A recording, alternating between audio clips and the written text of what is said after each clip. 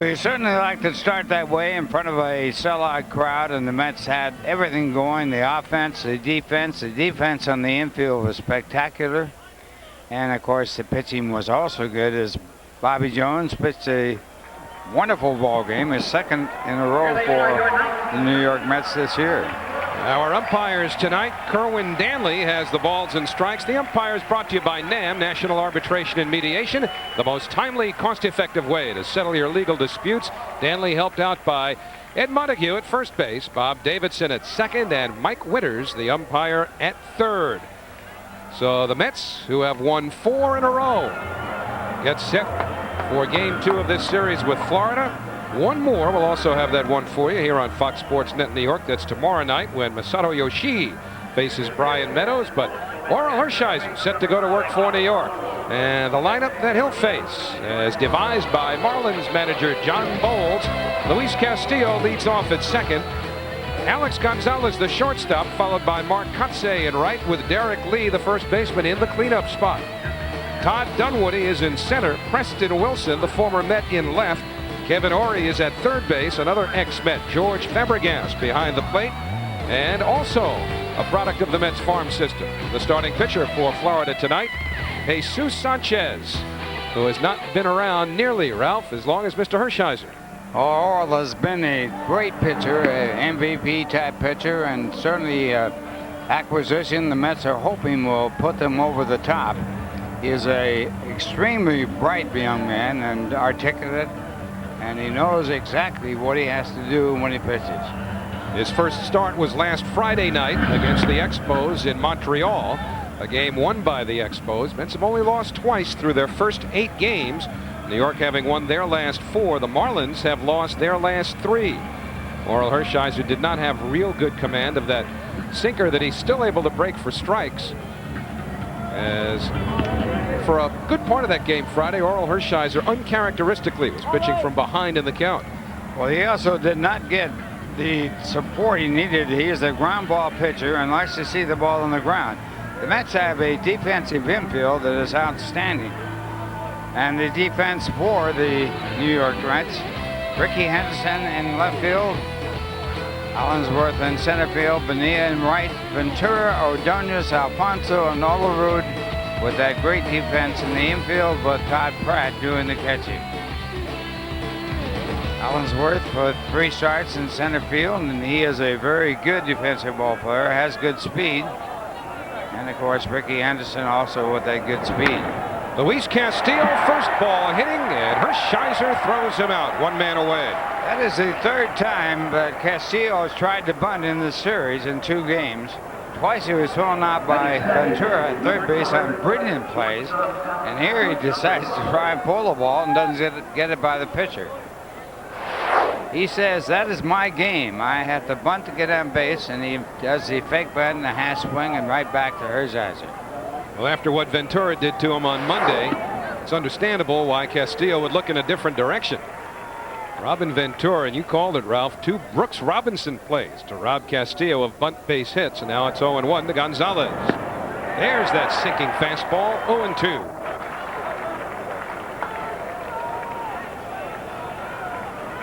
Alex Gonzalez, the Marlins rookie shortstop. Baseball America called him the top prospect in the International League last year. He elevates, and in right field, Bobby Bonilla puts it away for the 2nd out. So Hershiser gets 2 quick ones, and now it'll be Mark Kotsay, the Florida right fielder. Batting third, number 7, right fielder Mark Kotsay. Well, Ralph, this Florida Marlins team has been in a horrendous batting slump throughout most of their first 7 games. They've only won 2 of 7. They're last in the National League in hitting. And John Boles has gotten only 1 home run from his batting order this year, and that was Preston Wilson, who did it against the Mets last week. Kotsay is a guy they'll look to for base hits. Chops one the wrong way because Ordonez is going to get anything hit that way. And it's a quick one. 1, 2, 3 for Hershiser. The Marlins go in order. The Mets are coming up here at Shea.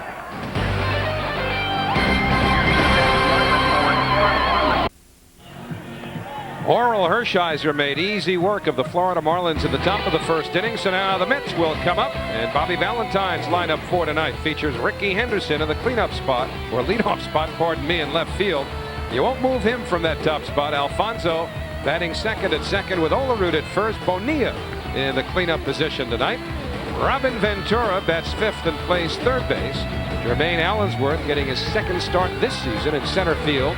Todd Pratt behind the plate with Ray Ordonez at shortstop, and Orel Hershiser on the mound. And this is the lineup that will go after Jesus Sanchez.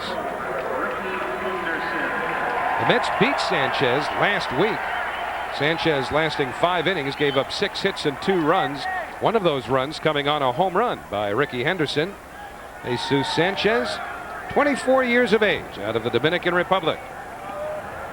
And he was involved in the deal that brought Al Leiter to New York from Florida. And a fastball over at the knees. 0-1 to Ricky Henderson.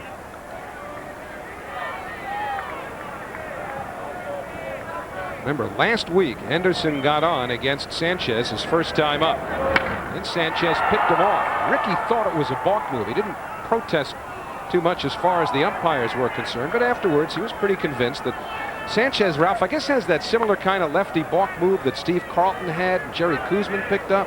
Well, left-handers usually do have a balk type move when they throw over the first. He has a great pickoff move. He is really tough that way. He also has good stuff. On the ground to third, Kevin Ory across the diamond, and Henderson is out, 1 man away. Henderson has had 72 leadoff home runs in the ball game. That's an all-time record. It isn't even close. And I think the next to him was 35, and that was Bobby Bonds. So Ricky Henderson, the league leader in on-base percentage, will have to wait before he can get on base tonight. Edgardo Alfonzo, the batter now, in the top 10 of the National League as far as hits over this first week plus of the season. He's had 12 already, and he's hit safely in 7 of the Mets' first 8 games. 1-0 outside, 2 balls, no strikes on Alfonzo.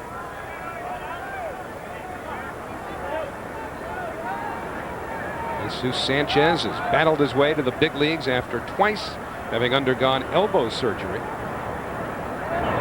And he's way up high, 3-0. He is one of 16 children. He has 6 brothers, and he's had to battle all his life with all those kids trying to get fed. How'd you like that shopping list around the holidays? Ball 4 to Alfonzo. And now we'll be able to watch Sanchez in his pickoff move. The defense for the Marlins: Wilson in left field, Dunwoody in center field, Coates is the right fielder, Ory at third, Gonzalez at short, Castillo at second base, and Lee at first. Fabregas will do the catching.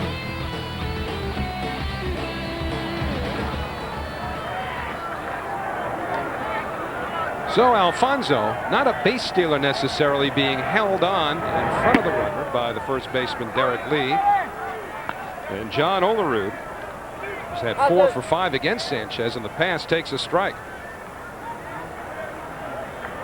So a hit and run possible here, and Olerud checking in with Cookie Rojas at third.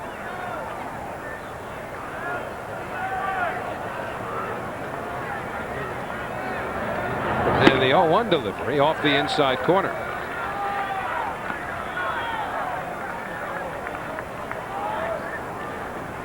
How much, Ralph, you think a guy like Ricky can learn by sitting on the bench and watching Sanchez's move from the dugout as opposed to simply as a base runner? He can learn a lot. He has never seen him before. It's driven to right field. Coxey with a diving catch. A brilliant catch by Coxey. Alfonzo back to first. And Mark Coxey took an extra base hit away from John Olerud. Well, this is a great play in right field. Also a good bit of base running by Alfonzo, as he does not get double off. This could have been a chance for a double play after the catch, but Alfonzo held and stayed close enough to the bag at first to be able to get back. Very good base running by Edgardo.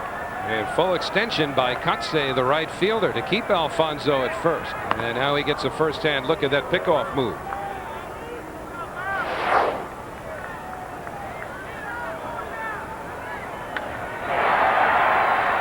Right here, you see Alfonzo hold up. He sees the catch being made and gets back to first base.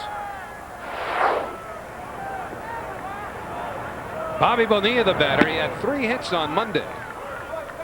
And he takes a strike from Sanchez, 0-1. And even though the batting average is at 200, his on-base percentage, and this is for those who claim that batting averages are overrated, Bobby Bonilla will buy into that, at least for the time being, because of the fact he's drawn 8 walks. His on-base percentage is .429. Fouled back, 0-2, and your best leadoff hitters in the game would like to have a .429 on-base percentage. Well, base percentage is really a very important stat. It's more important than batting average, but of course years ago they didn't keep records on your on-base percentage. Getting there as a batter with a base hit or a walk or being hit by a pitch ball. Sanchez ahead 0-2. And a calling card to Alfonzo. Interesting thing in this ball game, Bob Davidson is the umpire at second. He calls more balks than the entire league. We'll probably see a chance for a walk in this good ball game. Good combination with Sanchez's controversial move and Davidson. It's in the dirt. Nice stop by Fabregas. Call him Balking Bob. But you know, Ralph, he actually graded out quite well. Well, I don't know that Ricky had much to say about it because he was in the American League the last few years after having spent some time in San Diego. But Bob Davidson graded out very well in that survey that baseball people took of the Major League umpires. Well, he is a good umpire, and there are a lot of good umpires. There's no question about that. One thing you look for is consistency. You know he calls balks, so you have to be aware of that. He called a balk. Do you remember the game? I believe it was in Cincinnati about 10 years ago. There was an intentional walk. And he called a balk. And he called Tim Tuffle was on second base, I believe, and there was an intentional walk being issued. And he called it intentional, or he called a balk. That is really going too far.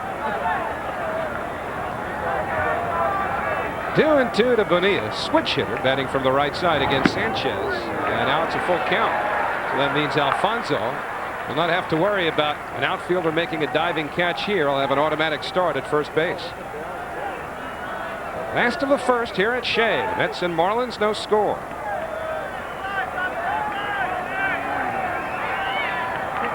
So Bonilla with a full count. Alfonzo on the move, and the ball fouled off.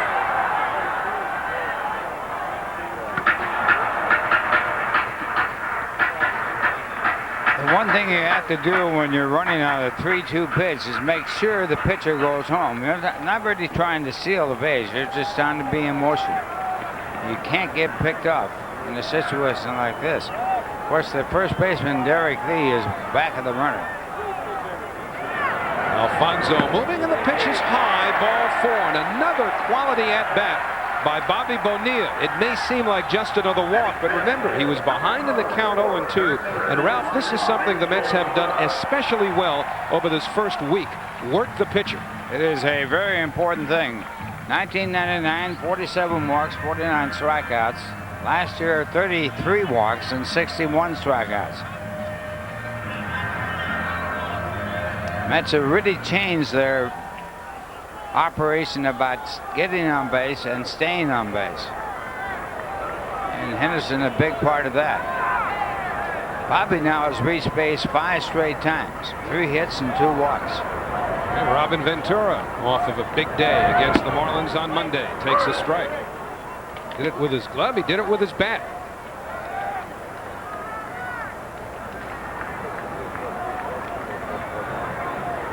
He has hit in all 8 games so far. 2 for 4 in the home opener. Big 2-run double off the center field wall. And the 0-1 off the glove of Fabregas. So Sanchez now starting to struggle a bit with his control. Walked Alfonzo. Mark Kotze made a big play on John Olerud in right field, diving to take an extra base hit away. And then Sanchez lost Bonilla after being in front 0-2. So Fonzie at second, Bonilla at first. And the 1-1. High. Last year, there were only 3 left-hand hitters in the major leagues whose slugging average against left-handers was at least 50 points higher than against right-hand pitching. Ken Griffey, Tony Gwynn, and Robin Ventura. Pretty classy company. And the 2-1 way inside. So that's 21 pitches now thrown by Sanchez here in the first. 12 of them have been for balls, and contrast that with the work of Orel Hershiser, who needed only 5 pitches to get out of the first inning. Sanchez has started 3 times against the Mets, twice in 1998, and he has walked 12 batters. Great spot here for Ventura. 3-1. And it's fouled straight back, so again the runners will have the automatic start.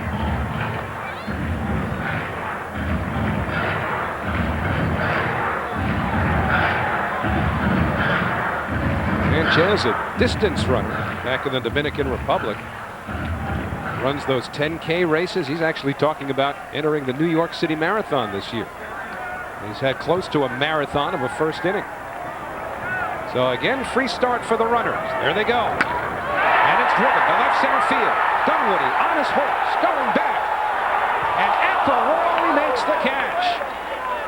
So Todd Dunwoody, who couldn't hold a drive at the center field fence from Ventura on Monday, runs this one down. The Marlins flash some leather here in the first inning to keep the Mets off the board. First Kotsay and then Dunwoody. No runs, no hits.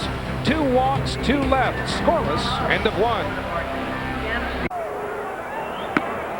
Orel Hershiser throws a strike on the outside corner to Derek Lee to start the Florida second. Middle of the Marlins batting order. Lee to be followed by Todd Dunwoody and Preston Wilson. And that's hit to straightaway center. Allensworth is there. 1 man away. So Hershiser has retired the first 4. New York Mets baseball is brought to you in part by the new Dodge. It's about change.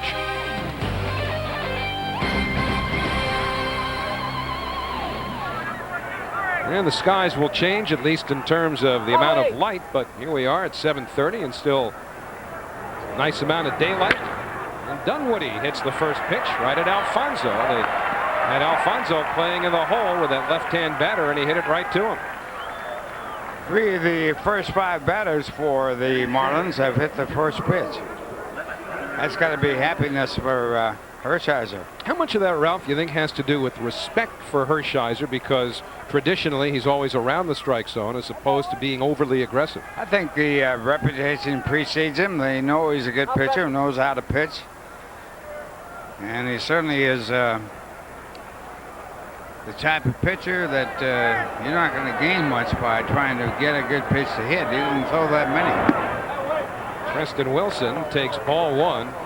Orel Hershiser was glad to come to the Mets because he loves this place. Shea Stadium now in its 36th year of business, and he'll love this infield before this season's over. He probably does already. Easy play for Ray Ordonez, and that's 6 in a row, retired by Hershiser. So another easy inning for Orel. Sanchez will have to go right back to work for Florida. Fox Sports Net New York, home of the Mets. This copyrighted telecast is authorized under television rights granted by the New York Mets solely for the private, non-commercial use of our audience. Any publication, reproduction, retransmission, or other use of the pictures, descriptions, and accounts of this game without the express written consent of the New York Mets and Fox Sports Net New York is prohibited. So we head to the last of the second. Easier time so far for Hershiser, who's thrown only 10 pitches, 5 in each of his first 2 innings, than Jesus Sanchez has had.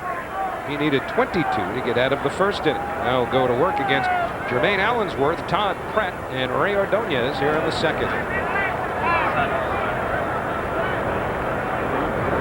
I'm sure Sanchez, Ralph, would have enjoyed a little more time on the bench. It was a very quick inning, and of course he was really helped out by 2 outstanding plays in the first. So he'd be behind by at least by 2 runs. Fastball, 1-1 to Jermaine Allensworth. The Maine's other start was in Hershiser's other game. It was on Friday night in Montreal.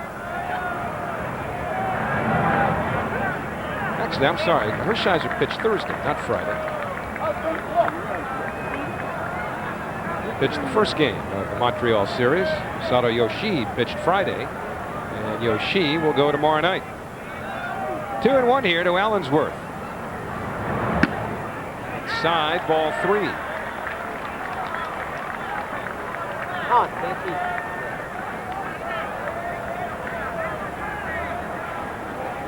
Now Leiter, of course, former Florida Marlin. And a full count to Allensworth. So again, talk about working the pitcher as the Mets have done so effectively through their first 8 games. Sanchez has now run 3 full counts through the first 6 batters. Allensworth leading off the second.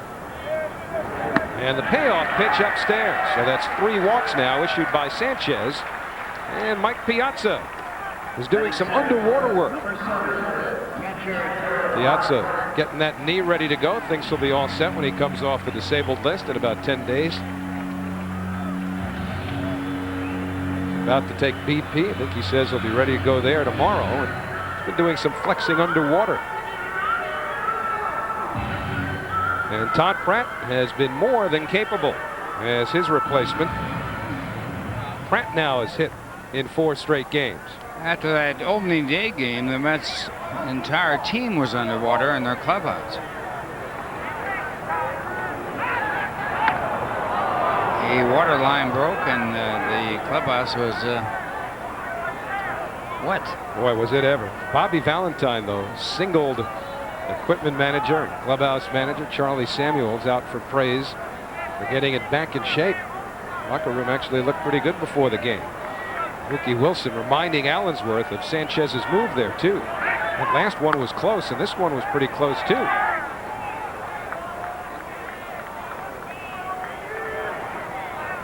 So Sanchez has yet to come home to Pratt.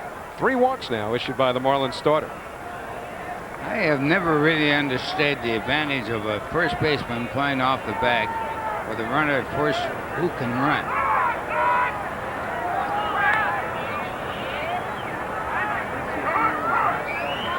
And time call.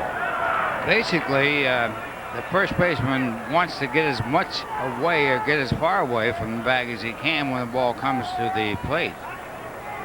But you can get off that bag that far by staying on the bag and bouncing off. Sanchez comes home. Pratt fouls it back. I believe this was first started by Jim Leland, who was the manager of the Marlins. Bobby Valentine picked it up. He does it too. And John Boles is doing the same thing now. You know where Leland said that he got the idea? From George Kissel. Well, George was a great baseball man with the St. Louis Cardinals. He's one of the best ever.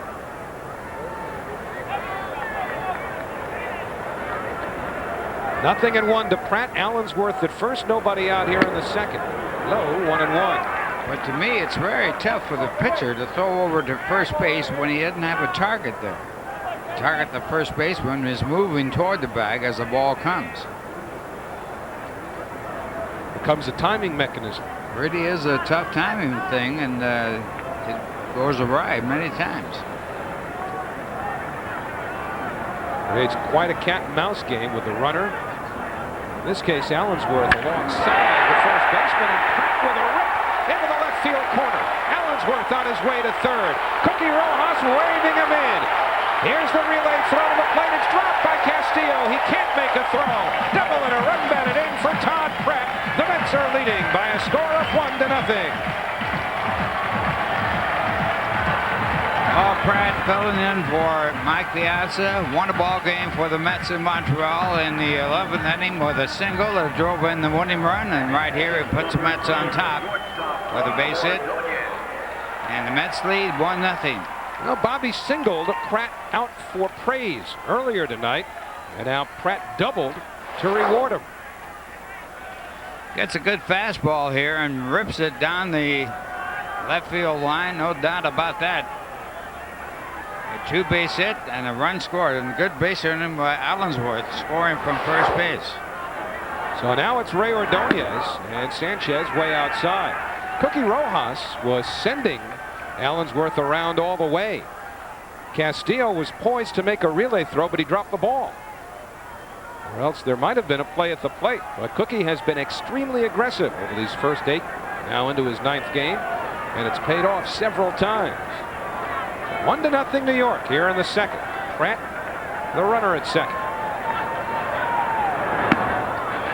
Ordonez shortening up. It's 2-0. Ordonez is here's Cookie waving the runner in. He's saying come on over, and now he says go on. Play might have been pretty close at home if the ball had not been dropped. And the Mets take the lead. And the 2-0 to Ordonez, and it's popped into the air to short left field.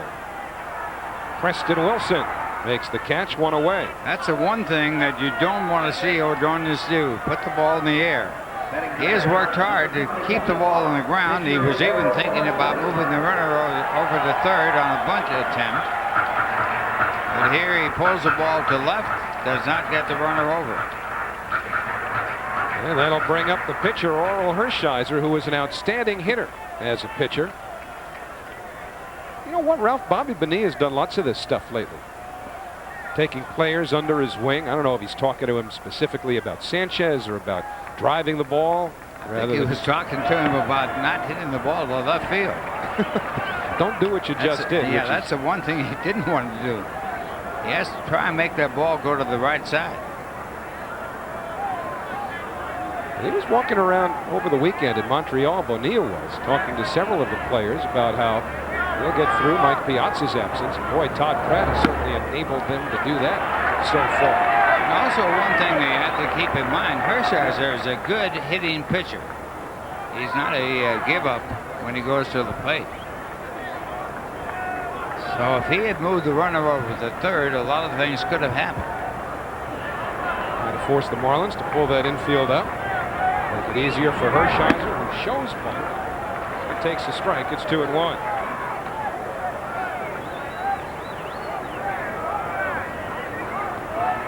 For a pitcher, that's pretty good, but he's never hit a big league home run. He's accomplished most everything else. Cy Young Award winner, World Series MVP. 59 scoreless innings, all-time record. 3-1 to Hershiser. And Sanchez really showing signs of struggling. In fact, he's been struggling so far, but he can get into a king-size hole if he walks the pitcher here.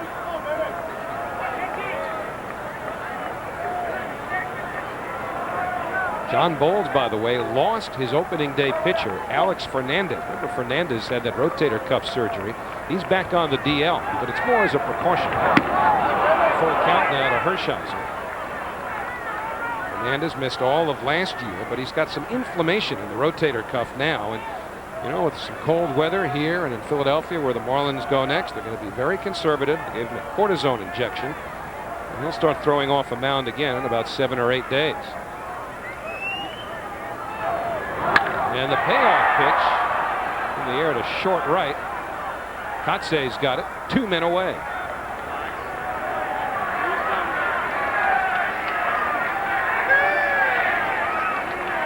So Hershiser out, and that'll bring up Ricky Henderson. Lefthander Ricky Henderson.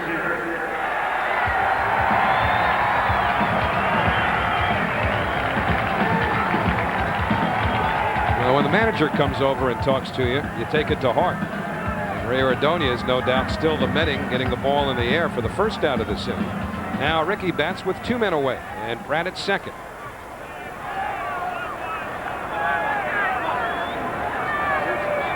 Sanchez has walked 3 already. Henderson has drawn a league-leading 11 walks.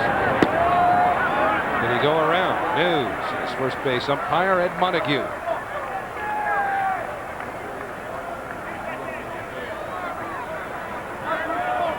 Get on base and you've got wheels like Ricky, you wind up scoring plenty of runs. So he has walked more than anyone in the league. He has scored more runs, 10 than anyone in the league. Stands to reason. 2-0 to Henderson. Ralph, can you remember Sanchez throwing strike one to anyone? Might have done that a couple of years ago. We haven't seen it up here. Showed you a moment ago a host of pitches already thrown by Jesus Sanchez. His defense has helped him out. On the outside corner, 2-1. Or else Jesus could be in a worse hole than just 1-0.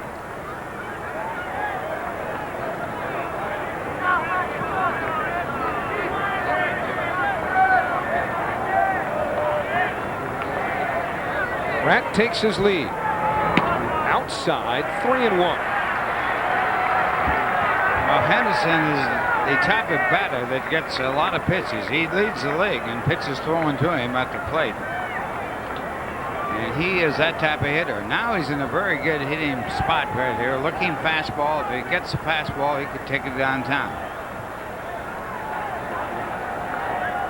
The 3-1 to Henderson. And again, a full count.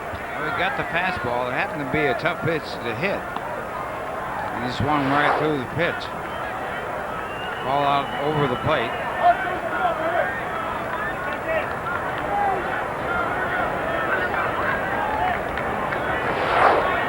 Sanchez gave up a home run to dead center field to Ricky Henderson last week.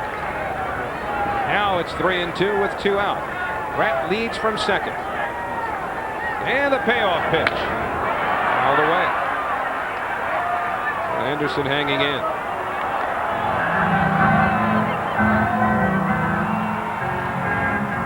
Orel Hershiser has only thrown 10 pitches through 2 innings. Sanchez has thrown what? Just about 5 times that much now. Pretty much so. It was extremely windy here at Shea Stadium earlier today, at least according to the center field flagpole right now. It's not too bad. So this is again a payoff pitch, and it's low. 4 walks now issued by Sanchez. And Howie, all 4 of the walks come in on 3-2 pitches. So he has thrown a lot of pitches here in 2 innings. He has now thrown 48 pitches, 27 of which have been balls. Fabregas just trying to settle him down. Nobody up yet in the Marlins bullpen. John Boles certainly doesn't want to get anybody up in the 2nd inning. Hershiser just trying to stay loose. Mets have spent lots of time in the batter's box through these first 2 innings. Alfonzo drew a walk in the 1st inning.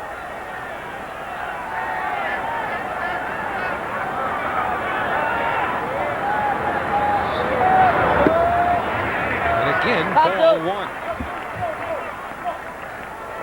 That may be his epitaph as far as tonight's game is concerned. He threw ball 1. Ron Boles knows it all too well. But managing the Marlins is about dealing with growing pains. Used 27 rookies last year. 2-0.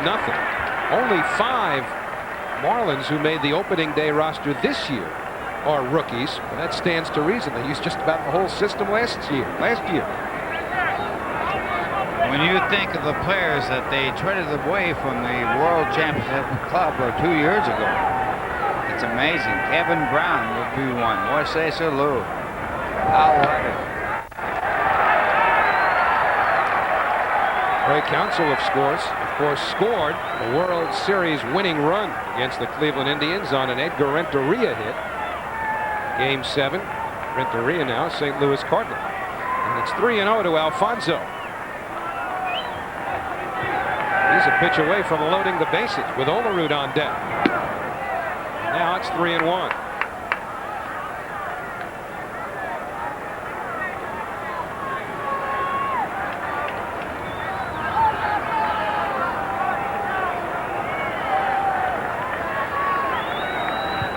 Two pitches were in the 2nd inning.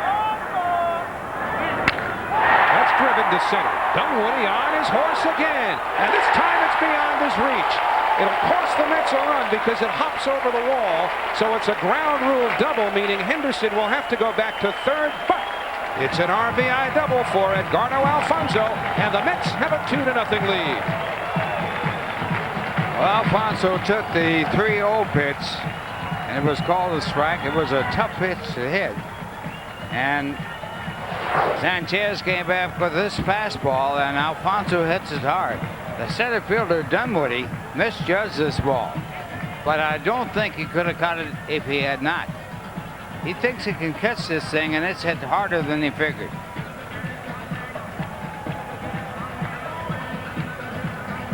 And it cost the Mets a run. 3 would have scored. And the Mets, with the bases loaded, get 2 in. Well, you know, Ralph, I'm looking at the flags, and in center field, it's just a mild breeze. The flags atop the stadium are blowing a little more briskly. I mean, Joe Namath and Jim Turner are about the only ones who ever figured the winds out in this place, but this is really in contrast to Monday when there was a jet stream blowing out to left through the first half of the game, and it caused havoc for the outfielders. Mets have had the bases loaded 11 times this year, and they've had 4 hits. The Marlins have never had the bases loaded this year. That's taking you right to the source, huh? Olerud takes a fastball high. So Sanchez continues to throw ball 1. Remember, first base is open. Bobby Bonilla is on deck. And Olerud was robbed by Mark Kotsay in right field in the first inning.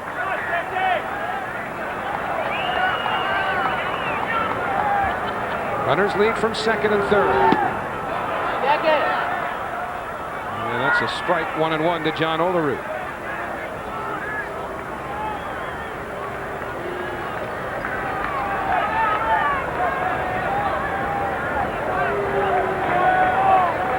John, 5 doubles already this year. That's the most in the National League. And the 1-1 delivery. Off-speed pitch high. So again, Sanchez behind in the count. 2-1 to Olerud. It's Henderson at third. He walked, and he got there on Alfonzo's ground rule double, which scored Pratt. Mets with a 2-0 lead. Henderson trying to distract Sanchez at third base. Low, 3-1. And still no action in the bullpen. I guess it's just now starting to move out there.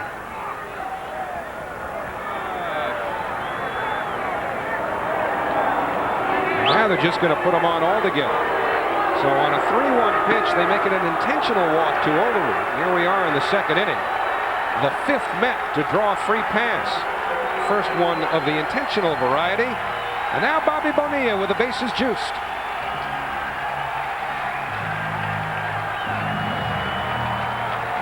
Bobby has had 3 hits and 2 walks in his last 5 at-bats.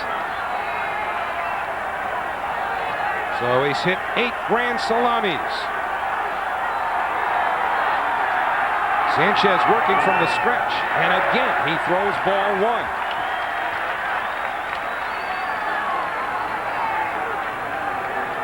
Which means advantage Bonilla.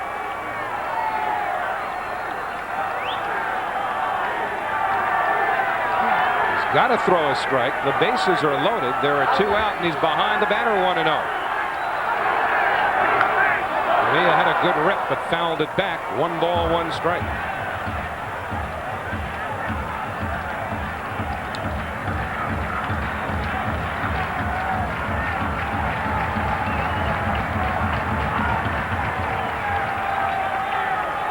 Mets with a 2-0 lead. They've scored twice in the inning. And this will be the 61st pitch already from Sanchez.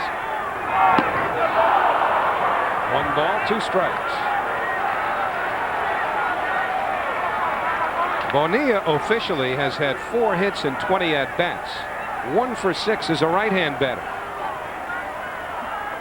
So Henderson at third. Alfonzo at second. And Olerud at first with 2 men away. It'll be a 1-2 pitch to Bonilla. And it's low.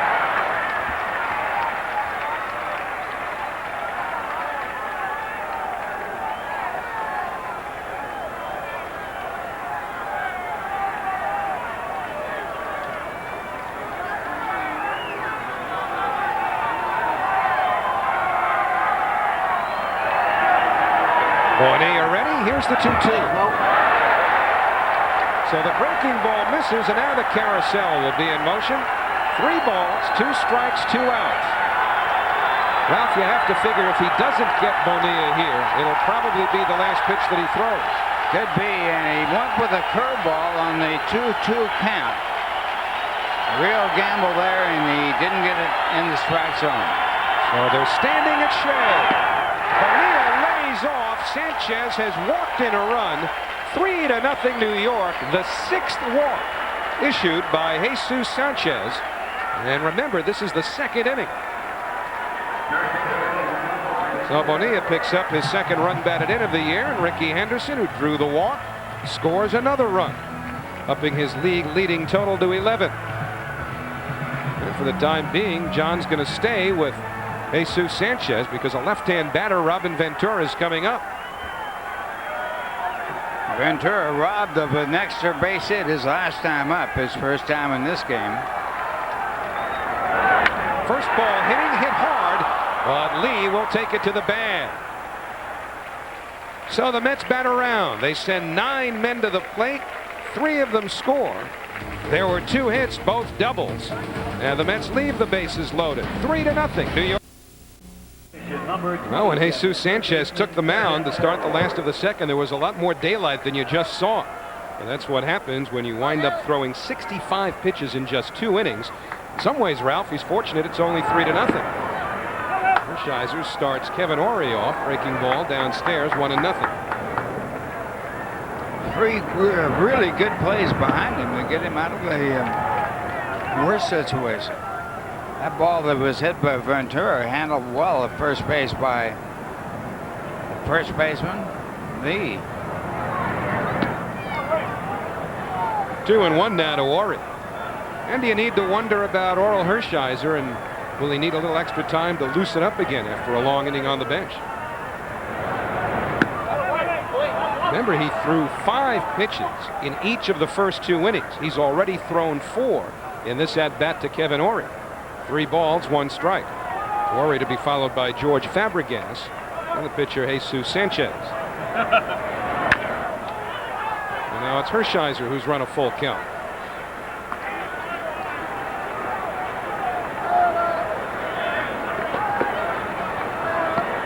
Bob Apodaca says he's been doing a lot more listening to Hershiser than talking to him. He's getting acquainted with Hershiser's repertoire, what he likes to do between starts. When you're 40 and you're as accomplished as he is, even the pitching coach figures he could learn a few things. And Ory goes around, so Hershiser has his first strikeout. New York Mets baseball is brought to you in part by Infinity. Own one and you'll understand.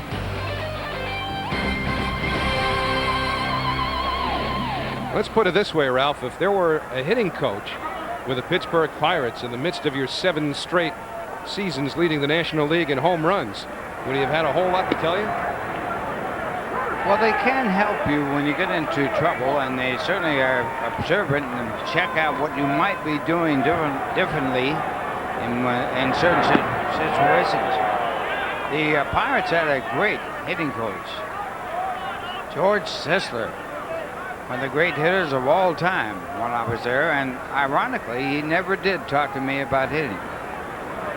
I was dumb and didn't listen if he would have, I guess.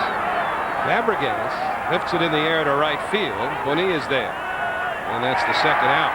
Of course, you were ahead of the coaches because you're the one who was carrying that projector around and filming yourself, right? Yeah, that was way before they got into film, and now, of course, they look at TV of all the pitches, all the games, all the plays. Well, Jesus Sanchez is done for the night. 2 out, nobody on here in the 3rd inning, and after having thrown 65 pitches and walking 6, albeit one of the intentional variety, after falling behind. Olerud 3-1. Craig Counsell will hit for him. So Counsell, now the backup 2nd baseman for the Florida Marlins, having lost the job to Luis Castillo, will be the pinch hitter.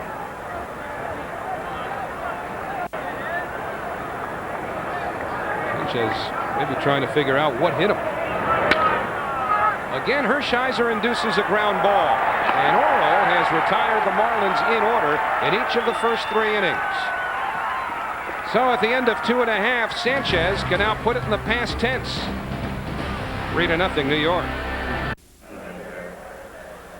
Well, last year the Mets staged a neat Friday night promotions where the first 800 fans with a Pepsi can or bottle were able to get into the Pepsi picnic area at Shea Stadium for free, and they're doing it again. The action starts this Friday, April 16th. So show up at Shea for free. Friday night, it'll be the Mets and the Montreal Expos. And a former Met farmhand, Brian Edmondson, takes over the pitching, and already he's a step ahead of Sanchez. He just threw strike one. Jermaine Allensworth to be followed by Todd Pratt and Ray Ordonez. Low 1-1. The contrast. Hershiser, in 3 innings of work retiring the Marlins in order, has thrown a total of 20 pitches. Sanchez done for the night after throwing 65 over 2 innings.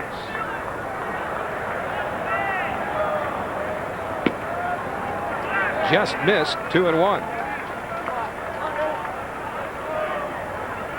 Allensworth, one of 6 Mets who were granted bases on balls by Sanchez.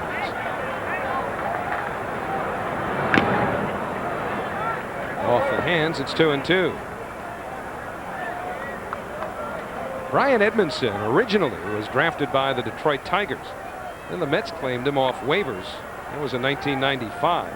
The Braves took him from the Mets in the Rule 5 draft in '97. But he didn't pitch for the Braves until last year when he got into 10 games with them. And then the Marlins took him off waivers from Atlanta. He got into 43 games in Florida. 3-2 now to Allensworth.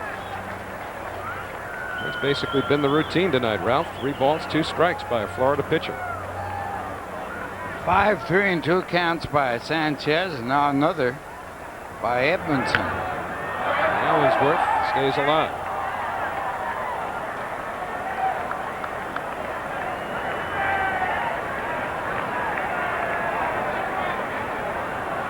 Mets riding a 4-game winning streak. Lost the first game of the series in Florida last week. Lost the first game of the Expos series. That was last Thursday. Haven't lost since. Now Allensworth draws a leadoff walk. So John Boles, figuring at the very least his luck would change when he changed pitchers, sees more of the same.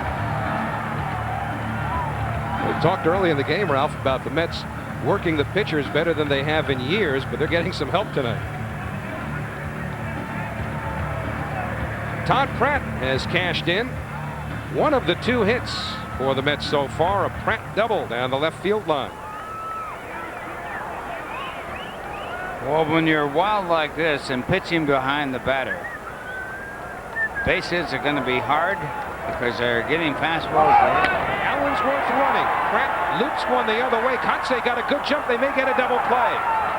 But Allensworth beats it back to first base. So on the hit and run, Pratt hit it to short right field. Kotsay got a good jump on the ball. And there's 1 out. Well, Edmondson is a type of pitcher that gets the ball over the plate most of the time, and the hit and run is more effective when you have pitchers that can do that, and they use the hit and run there. Even though the Mets have had 7 walks in this ball game. You probably wouldn't hit and run with Sanchez in the mound because he is not around the plate that often. And you see now with a right-hand pitcher in Edmondson, Derek Lee holding in the conventional manner rather than playing in front of the runner as he was with a left-hand pitcher. Well, the Ordonez scouting report, Ralph, brought to you by McDonald's, and first inning, or at least his first at bat, pretty well bears this out. He went against the scouting report, flied out to left field with a runner at second base and nobody out. Well, Gray has worked hard the last 2 years to keep the ball on the ground, hit it down, and to make contact. They also bunts the ball. That's hit hard, but right at the shortstop Gonzalez. Lee with a good play just to keep the ball from going off the barrier in front of the photographer's box. So I guess Bobby's got to like that a lot better, because he went over to talk to Ordonez after he hit the ball in the air his first time up. This time he hits a line drive.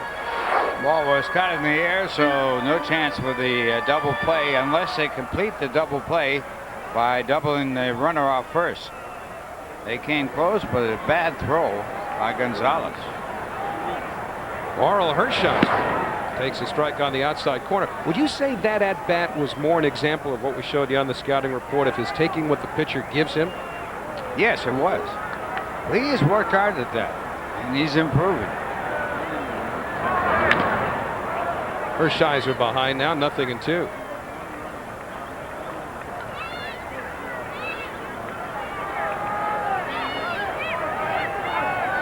Ordonez not trying to do anything fancy in that last at bat. Hit it on the nose. Now there are 2 out, and Hershiser behind in the count, 0-2. It's 3-0 New York. We're in the third.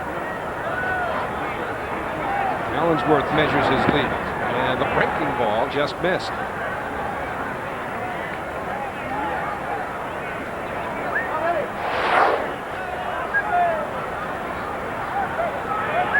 It buckles the knees right there. Those curveballs will do that. Even up here. There's another one. And this time Hershiser is gone. So Edmondson walks the leadoff man, gives up nothing more. No runs, no hits, just that walk. And at the end of 3, Fran Healy getting set to join you for the next 3. It's 3-0 New York. Welcome back to Shea Stadium. Now it's time for our Aflac trivia question. What is the Mets record for most walks in a season? We'll give you that answer in a few minutes. That's by one player, right? Well, the all-time record is 170 by Babe Ruth. They pitch around the Babe a lot, I'll bet. Edgardo Hershiser pitching now to Luis Castillo. Throws up high, ball 1. Castillo 0 for 1. Bounce back to Hershiser his first time up. And he fouls the ball off, so it's 1 ball, 1 strike on the Marlins second baseman.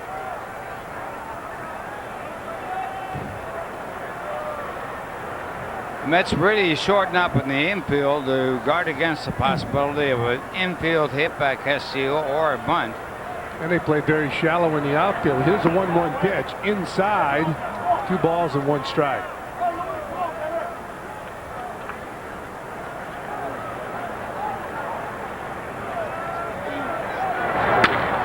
And there's a fly ball left field. Henderson is there and makes the grab, 1 down. Now let's go downstairs to Matt Lachlan. Matty? Well, Fran, I'm out in the bleachers with Barbara Burke. She's the youth coordinator for the Youth Partnership for Health, and there's a lot of young kids out here, over 100. Tell us why, Barbara. Well, we're over 100 strong, and we are fighting against teen smoking, which is an epidemic. It's been tremendously on the rise in the past few years. And these teens are very brave. They speak out in the midst of a lot of peer pressure to smoke.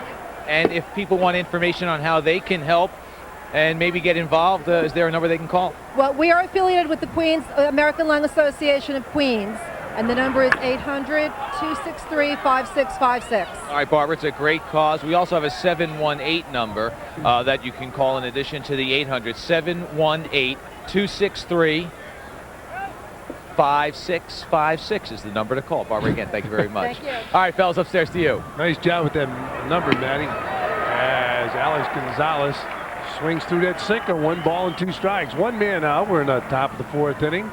3-0. The Mets on top of the Marlins.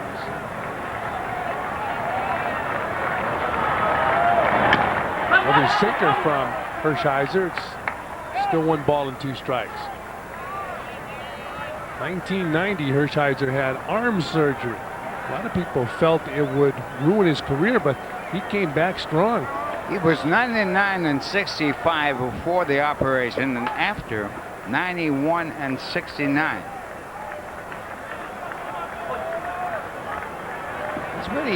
He's really a great competitor. Really, I call him a bulldog, and he personifies that. And the 1-2 pitch. Inside, 2 balls and 2 strikes. Tommy Lasorda gave him that nickname, Bulldog. There it is, 99 wins, 91 losses, 65. Should say 99 wins in before the operation, 91 after. He was an outstanding hockey player.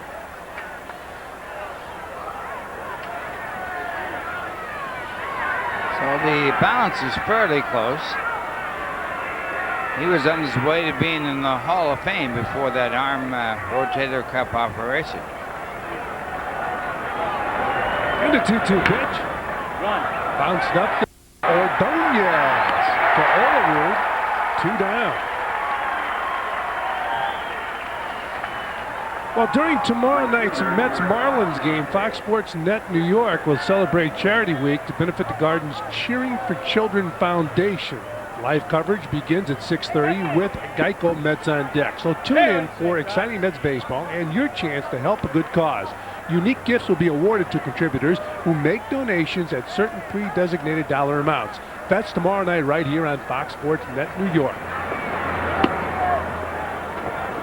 Marcotte takes ball 1 from Hershiser. 2 men are out. Top of the 4th inning, 3-zip. The Mets on top of the Marlins. That's 0 for 1 in his game.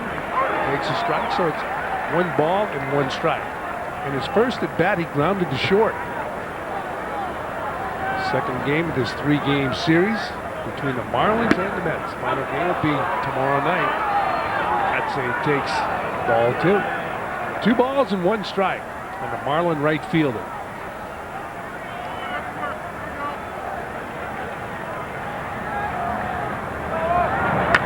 Foul out of play. You're taught when catching a guy with a sinker ball to give it as low a target as possible. And Pratt has been doing that tonight for the right-hander. When Hershiser broke the record of scoreless innings, breaking down Dodgerell's record of 58, he had to go extra innings. Well, Kotze goes down and golfs that fastball into center field, base hit. And the first base hit off Hershiser. Hershiser was pitching the last game of the year and was trying to break that record. He had to go 10 innings and did to break the record. That's an amazing amount of scoreless innings.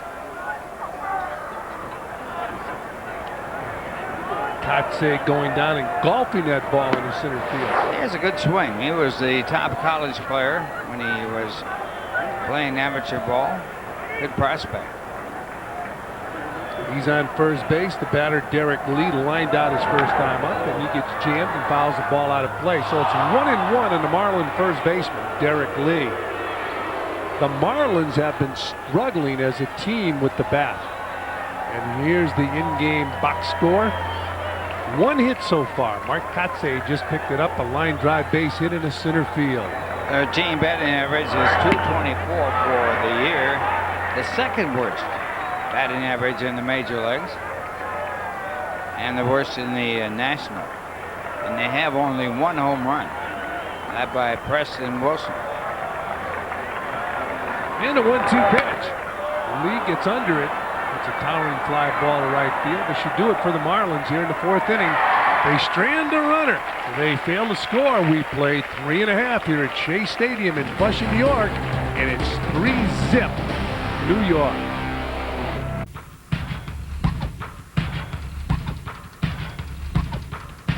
Show up at Shea for Batting Helmet Day, sponsored by AC Delco and Tanza Automotive. Be here on Saturday, May 22nd as the Mets take on their division rivals, the Philadelphia Phillies. All kids will take home a Mets batting helmet courtesy of AC Delco and Tanza Automotive. For tickets, call 718-507-TIXX. New year, new team, new magic. Are you ready? LaGuardia Airport in the background, and once again our Aflac trivia question: what is the Mets record for most walks in the season, Mr. Kiner? Hard to tell. I bet it's under 100. It is 97. Strawberry and Keith Hernandez. Right there. Ricky Henderson could break it this year. Oh yeah. He's leading off here in the bottom of the 4th inning. 1 ball, no strike. Parker gets Flies the ball to deep center field. Dunwoody cruising back, gets under it, and makes the grab. 1 out.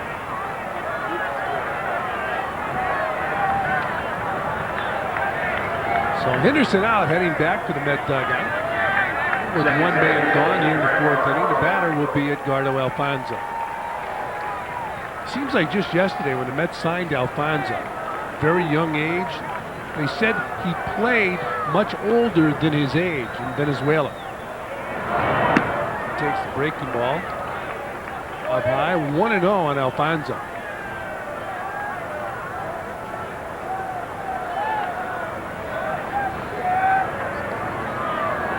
Alfonso, 25 years old. He takes inside, 2-0.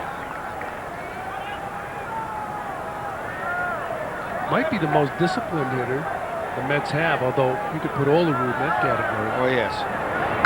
And also Henderson. Ventura. We were talking earlier about the fact that on-base percentage is a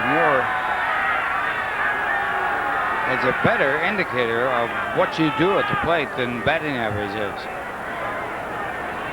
It's 2-1 at Alfonzo. It's a fly ball down the right field line. Katse coming in and gloving it for out number 2.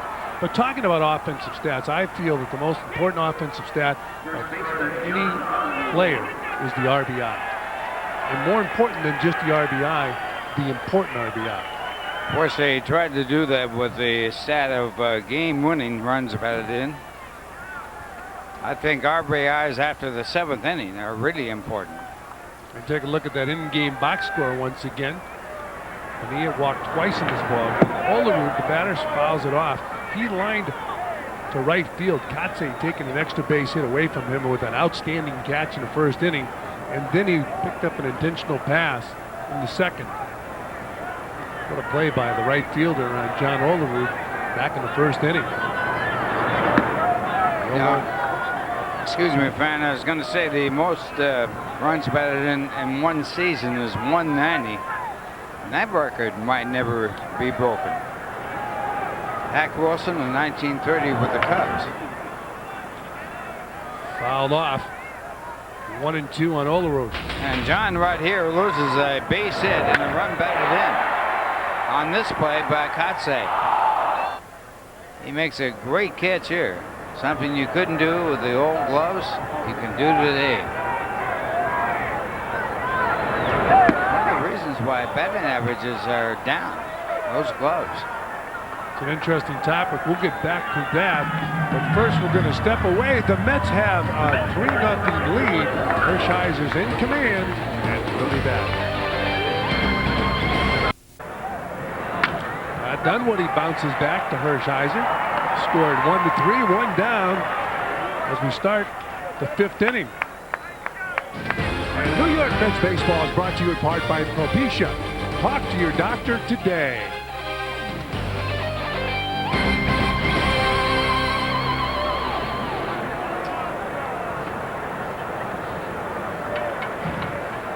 (3-0). The Mets on top of the Marlins.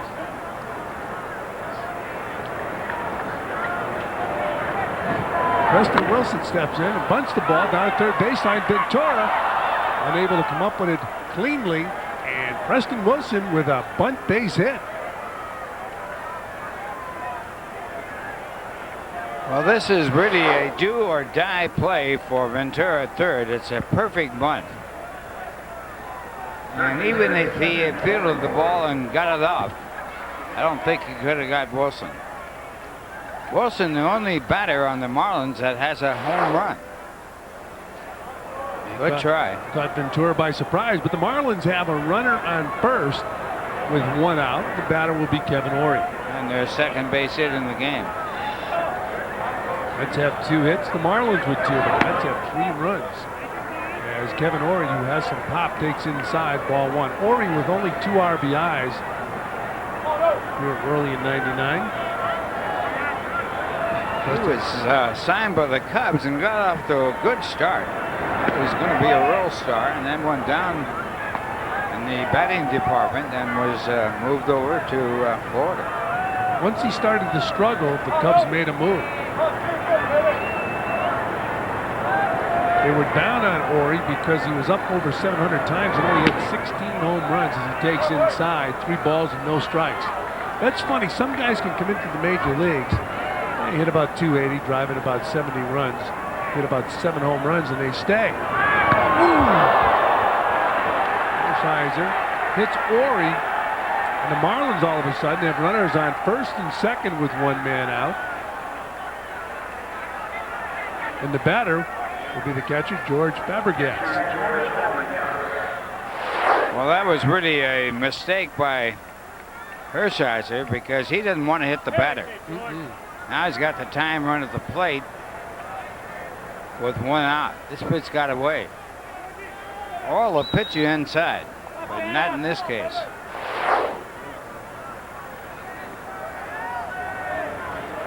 So runners are on first and second, 1 man out. Top of the 5th inning here at Shea Stadium. The second game of a 3-game series against the Marlins. The final game tomorrow night. Gas takes outside, ball 1. After the Marlins leave town, the Expos come in. They'll be here Friday, Saturday, and Sunday. And the 1-0 pitch down in. 2 balls and no strikes.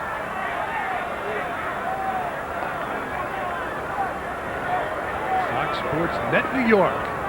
Scoreboard 3-0 Mets. Fabregas last year spent some time with the Mets. Bob Apodaca looking at him. Hershiser throws a fastball for a strike, 2-1.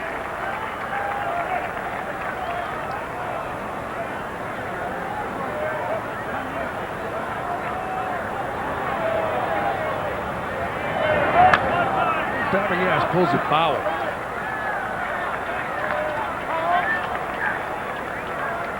Fabregas played his college ball in Southern Florida.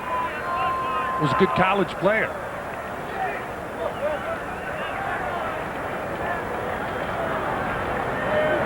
He was in that great arbitration case with the Arizona Diamondbacks. He lost the case, and Jerry Colangelo called him in and gave him a big raise. Ball hit hard, but foul. So we'll do it again at 2-2. And then he traded him away so he wouldn't have to pay him. So they said he was a nice guy, and then he traded him. Came to the Mets.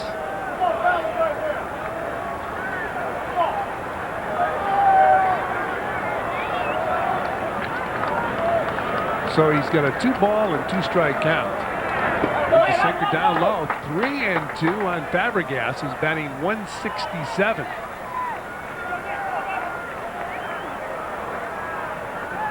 Hershiser has thrown over 50 pitches so far in this game. It's been a slow game, a very deliberate game.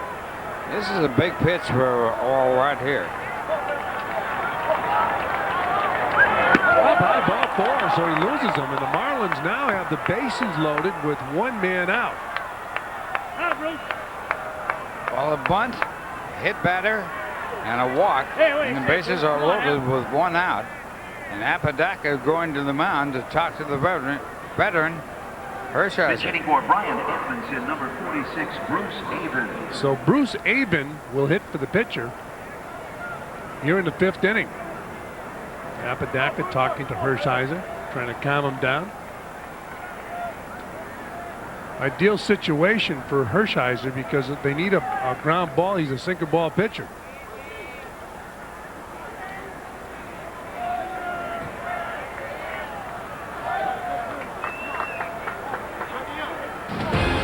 New York Mets baseball is brought to you in part by Brewery Fresh Budweiser, official beer of Major League Baseball. This Bud's for you.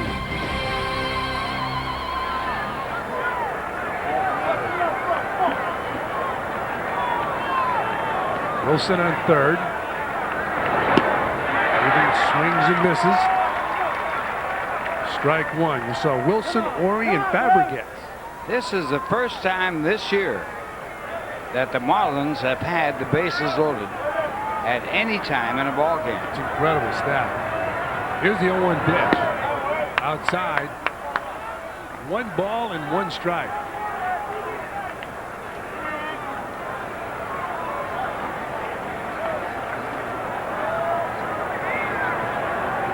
For Hershiser said he'd love to be able to get ground balls to this infield, although he gets a fly ball. Center fielder Allensworth over and makes the grab. Wilson comes in and scores. It's now 3-1 Mets. I really don't understand that play because it should have been the right fielder making the catch and throwing to third base. Second baseman, But Allensworth took the ball in right center and had no chance to make the throw to third to stop the runner from going from second to third base.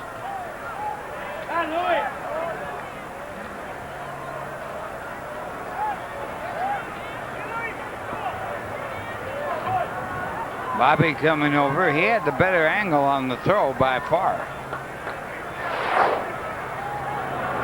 So now runners are in the corners, and Luis Castillo is the batter. He's 0 for 2 in this game.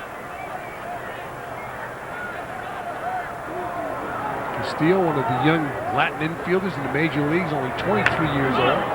Fouls the ball out of play. You know what is amazing? 22 of the 60 regular middle infielders were born outside of the U.S. The Mets had 2, and the Florida Marlins have 2. Hershiser looking in for the sign. 1 ball and 1 strike on Luis Castillo. He takes outside. 2-1. 44% of the players playing in the major leagues now have been born outside of the U.S. So it's a bigger pool of players to pick from. Foul off. They're picking from an international pool. And the players are getting better and better. 2 balls and 2 strikes on Castillo.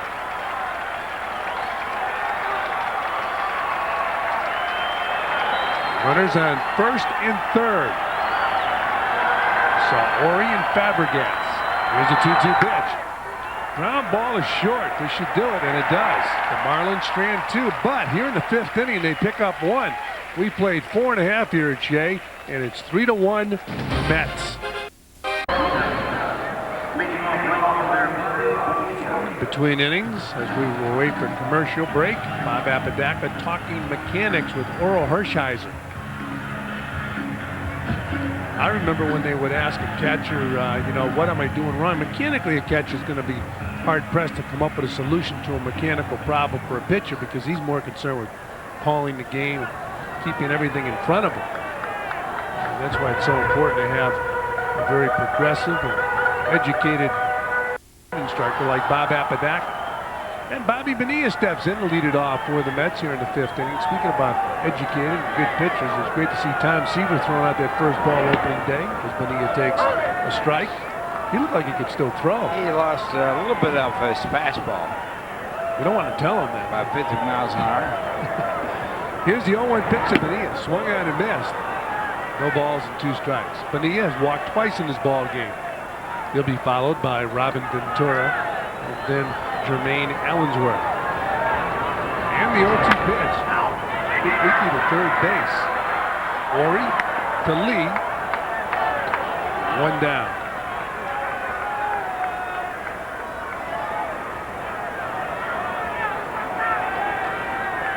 third baseman. It's time for our Jeep game summary. Bonilla, 2 walks and an RBI. Alfonzo, a double and an RBI. How about Alfonzo hits in 8 of 9 games. Robin Ventura steps in and takes a strike. 0-1 on the Met third baseman, who's 0 for 2 in this game. He flied out, he grounded out. Ventura takes down low.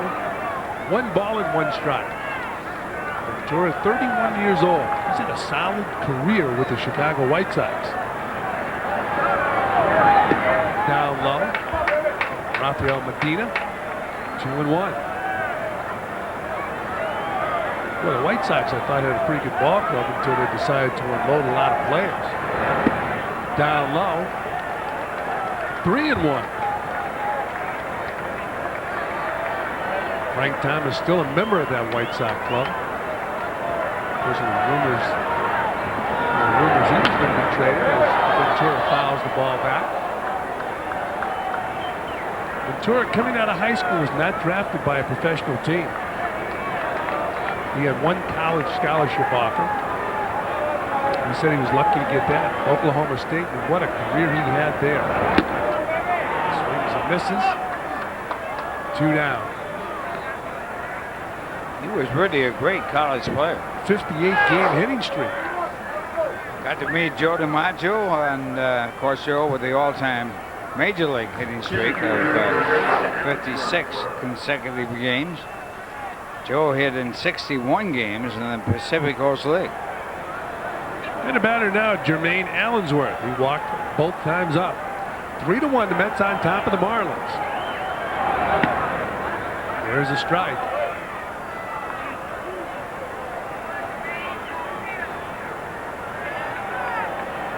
Medina has a very deliberate approach to throwing that baseball. Foul back. I gotta believe somebody along the way told him you're rushing too much towards the plate. Slow it down. He really does slow it down and then puts it on at the last second. Does that slow move back, slow arm right here, and now pops it there. And the 0-2 pitch. Breaking ball down low. 1 ball and 2 strikes. The Marlins they have hopes of rebuilding their ball club this year.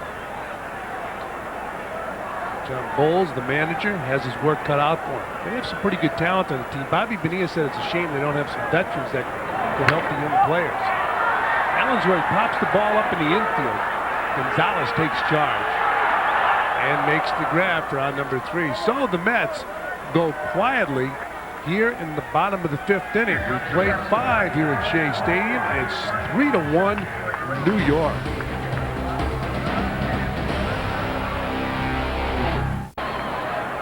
High atop Shea Stadium, a rooftop camera. Youngster waiting for a foul ball. And Alex Gonzalez waits for the pitch from Orel Hershiser, takes inside, ball 1. You know why more balls are caught in the stands nowadays? Gloves. Gloves are better. You know, we were talking about that a few minutes ago as Gonzalez takes his strike, so it's 1-1. It's amazing how it has changed the game. The players can make spectacular plays one-handed with that glove. Outside, 2-1. If you go up to Cooperstown to the Baseball Hall of Fame, you will. Most of the old-timers did not have, in fact, all the old-timers did not have a glove that size. He's looking at Cooperstown through those glasses. There's a drive into right center field. Bonilla cannot get it. This is extra bases for Gonzalez. Gonzalez on his way to third base. Allensworth gets the ball back in. And the Marlins have their leadoff man on third base with the triple. Bobby Bonilla had a glove about how long? You can only have it 17 inches long. And they do restrict the size of the gloves, but Bobby unable to get to it to make the play. The gloves are certainly better. And also the infields in Major League Baseball are much better, so hitting 400 might not happen again. Popped up, foul territory. Robin Ventura under it and makes the grab. So Mark Kotze, who was 1 for 2 in his game, is now 1 for 3 as he pops out in foul territory. Last player to hit 400 in the National League was back in 1930. That was Bill Terry, hit 401. And in the American League in 1941, Ted Woodness hit 406. The last 2 players to hit 400. Mark Kotze will not be in that category, at least not this year. But he is not a happy camper. Derek Lee, who strikes out a lot, swings through a fastball, 0-1. Kotze, one of the players the Marlins are hoping will develop into a star in the major leagues. Also Derek Lee. Derek Lee. They have big plans for him, but right there, Hershiser just sawed his bat in half. No balls and 2 strikes on Derek Lee. We talk about the size of the gloves will hurt the batting average as we take a look at that foul ball and the broken bat. Also, I think the pitching, the relief pitching, has made it more difficult. Well, they play the game differently nowadays, and of course you see a lot of different pitchers, and most hitters want to see a pitcher at least 3 or 4 times. You'd much rather see somebody in the 9th inning that started the game than one of these specialists coming out of the bullpen for 1 inning. 0-2 on Derek Lee. Outside. 1-2. If Hershiser pitches the way he has pitched in the past, the batter won't get a good pitch to hit here until the count goes to 3-2. And the 1-2 pitch. He's at second. It comes back over the outside corner. Outstanding pitch by Hershiser. 2 down. His second strikeout and a real big one with the runner at third base and 1 out. A perfect pitch. Fastball that breaks back over the outside corner, and you can't make it much better. How about the movement on that ball and reaction by Hershiser? And the other thing about that pitch was if he had hit the ball, it would have been hit on the ground. Todd Dunwoody was 0 for 2 steps in and takes the ball, so it's 1-0 on Dunwoody. Yeah, there's nothing you can really do with that pitch. It started outside and came back and hit the outside part of the plate right on the corner. Dunwoody takes inside. 2-0.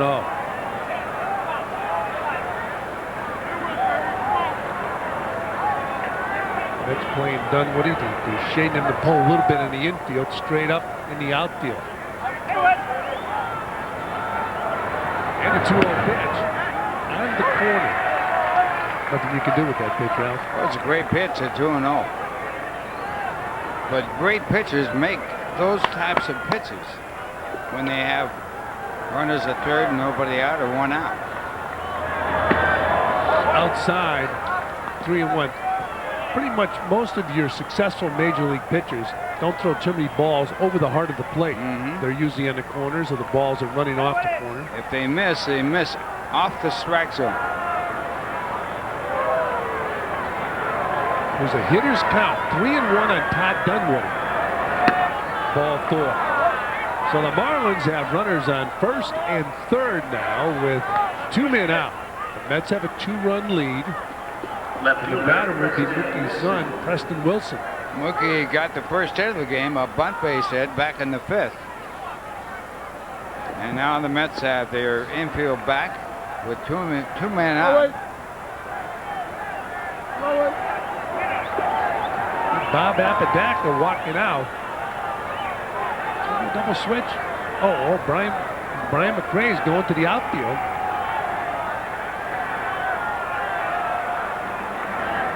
They're looking for a little bit more defense right in this spot with the time run at This is going to be a pitching change. first base. It's going to be a pitching change, too.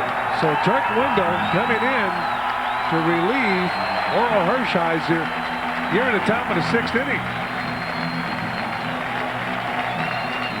And as Hershiser leaves, this is an omni-point call to the bullpen.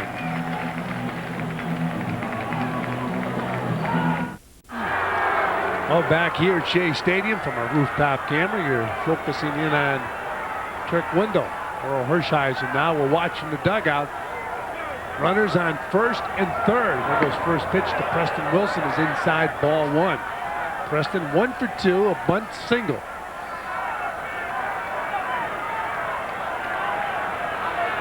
Mets bullpen has a normal average of 1.38. That's number 1 in the National League. And they've held the batters to a 172 batting average. And the 1-0 pitch is a fastball inside, 2-0. The roar you heard in the background was because of Turk Window throwing that rosin bag down.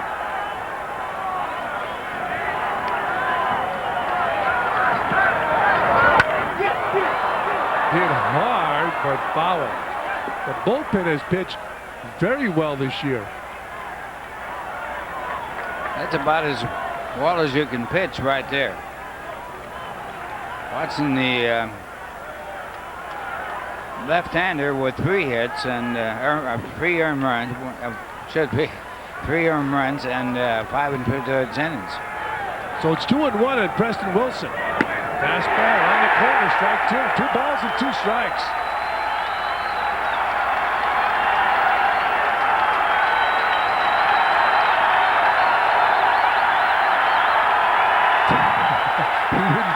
job. Alan Grabowski. Got to throw it to get that response from the fans. 2-2. Window to Wilson inside. 3 balls and 2 strikes. Well, the runner at first will be going with a pitch. And Wendell changing his way of pitching right now, throwing fastballs inside. Yeah. Staying away from the slider. He's a slider ball pitcher. 3-2 pitch. Popped up. It's playable. Olerud in foul territory, and that'll do it for the Marlins. Wendell comes in and strands 2 Marlins on the bases. They pick up 1 run. And after 5.5 innings, it's 3-1 Mets.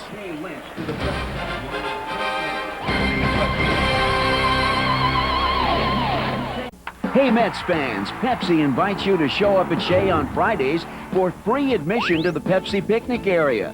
The first 800 fans with a Pepsi can or bottle will be admitted to the Pepsi picnic area at Shea Stadium for free. Have a great night with your friends and family and enjoy the game from the left field bleachers. The Friday night action starts on April 16th as the Mets take on the Montreal Expos. So bring a Pepsi and show up at Shea for free. Friday, July 9th, not included. Todd Pratt, who has a double and an RBI in his ball game, will lead it off for the Mets as we go to the bottom of the 6th inning. The Mets scored 3 runs in the bottom of the 2nd, but the relief pitchers for the Marlins have shut them down. Edmondson and Medina have retired 9 straight and have allowed only 1 base run. 3-1 Mets as Pratt takes a ball. The Marlins scored their run in the top of the 5th inning, so it's 3-1. The Marlins have 3 hits, the Mets with 2.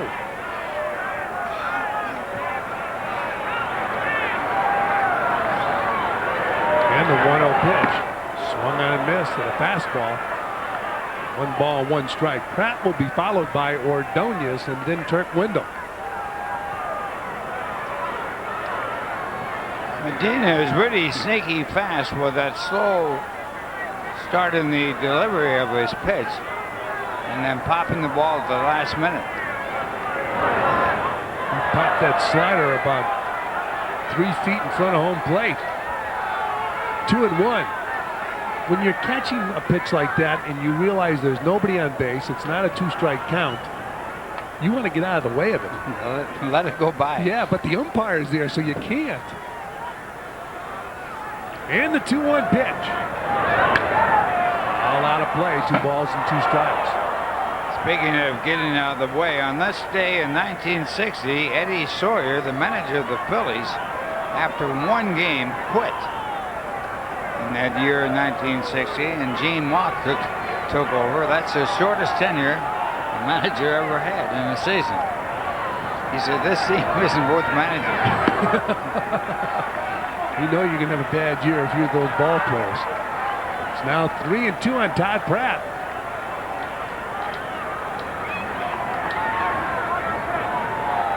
Exciting ending to the top of the 6th. Turk Wendell coming in and stranding runners on 1st and 3rd as Pratt fouls the ball back. So we'll do it again at 3-2. Wendell summoned from the bullpen to relieve Orel Hershiser. He really set Mookie up for the last pitch, 3-2. He threw a slider after knocking him back off the plate with 3 pitches, all fastballs.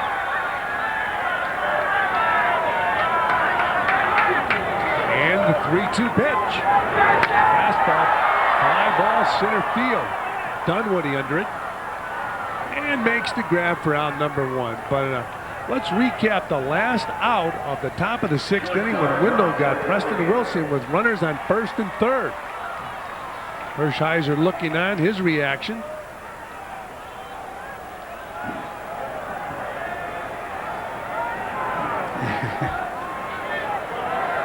Really a great pitch, as Wendell says, catch it. Well, there's a contrast in reactions, huh? Ray Ordonez takes off high, ball 1. Earlier in this ball game, Cookie Rojas once again, as you look at Turk Wendell, sent the runner on in to score a run. The next batter would have been Ray Ordonez and then the pitcher. So he aggressively coached third base once again. Down low, 2-0. Jermaine Allensworth scored from first base on a double by Todd Pratt.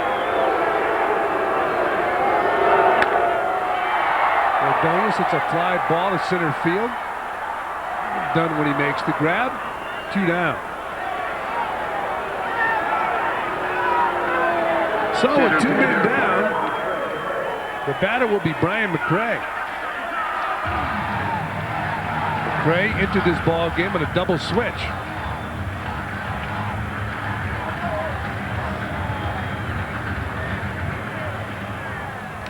So Brian McRae's first at bat.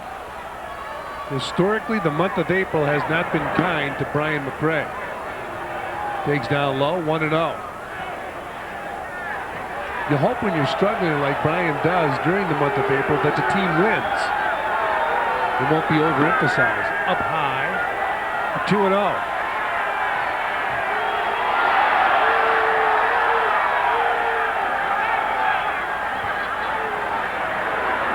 Bobby Valentine looking on, and the 2-0 pitch. Fastball on the corner, 2-1.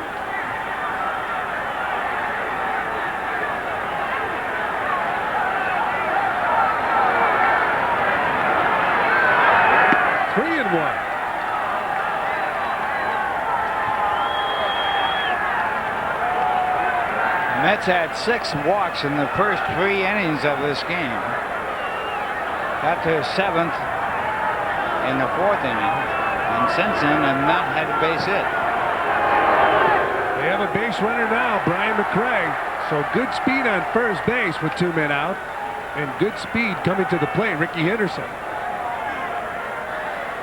Boy, you take a look at Henderson's statistics, even this year. I mean, early in the season, but he's got some great stats. Most importantly, he's getting on base and scoring runs. He'll be joining Ralph Kiner and his friends up at Cooperstown, New York when he's done playing. 40 years of age and still going strong, and he has been the best leadoff batter in the history of the game.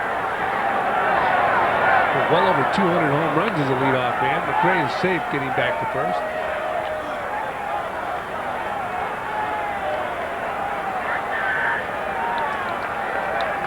Henderson with 2 home runs and 4 RBIs. Look at that. Walks. 12. They asked him to get on base, and he's doing it. It's amazing how he changes the complexion of the game when he is on base, whether it's first or second. He's got 4 RBIs. He has scored 11 runs. He's got 4 doubles and batting only .346. Up high to Henderson.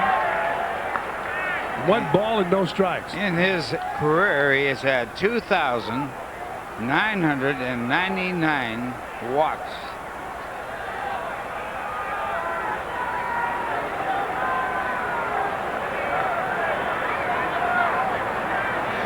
Grew up in Oakland, California, where he became a star with the Oakland A's. Down low, 2-0.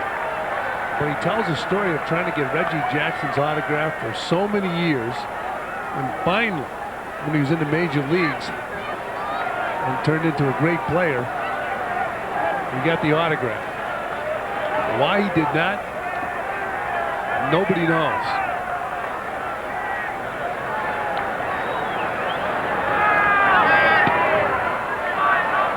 Check it.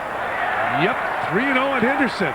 Especially with his speed, he should have been able to run down Reggie Jackson. Yeah, he could catch Reggie. Although Reggie had good speed, but Ricky was faster. Reggie, a great football player. So was Henderson. Henderson said he could have played in the NFL. 3 balls and no strikes. Rafael Medina's pitch. Right there. Henderson taking 3-1. You know, it's funny, as a leadoff hitter, as good as he is as a hitter, he takes the 3-1 pitch, or 3-0 pitch. The number 3, number 4 hitter, they get the hit sign 3-0. There goes McRae. Henderson fouls it back. I wonder if Henderson, at any time in his career, even if he got the sign to hit 3-0, did he take? Because he's so programmed to work deep into the count. Well, the one thing about him, of course, is the all-time stolen base leader. is that if he walks, he can steal second. So it's like an extra base hit. He knows he should have hit that pitch. He missed his pitch. See if he gets it again. Here's the 3-2 pitch. He gets it and he fouls it back again. You get two pretty good pitches to hit. And he was behind the fastball on both of those pitches, so you'd have to assume that Medina is really sinking that ball up there in a hurry. So still a full count on Ricky Henderson with 2 men out. We're in the bottom of the 6th.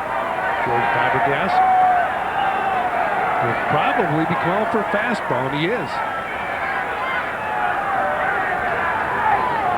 3-2 pitch. Here's the heater, fouls it off, and he fouls it off of Fabregas. I think he got him in the thigh area that's not protected by anything. In some cases, sometimes by fat, in other cases by muscle. Easy, that fat stuff.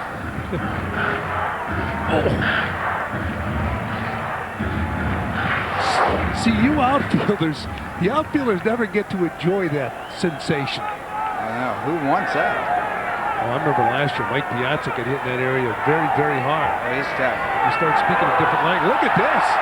That's a good jump. It's a balk. Excellent jump. If a play was on, Derek Lee had to run a long way to get in there behind McRae.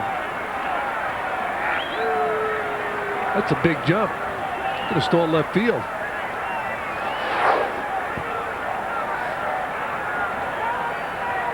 Fabregas talking to Medina. Well, the whole thing there is you got to concentrate on the batter, forget the runner. And right here, he's not going to tell him, be careful with Henderson, because he's got a real good hitter on deck. Mets have put together a pretty solid lineup with that bat. Now, he's going to go to first base, but you can't do that. You can't do it. 3-2 on Henderson. He's late again on a fastball and fouls it back. Keep messing with that fastball, you're going to have a problem. He eventually is going to get the head of the bat out there.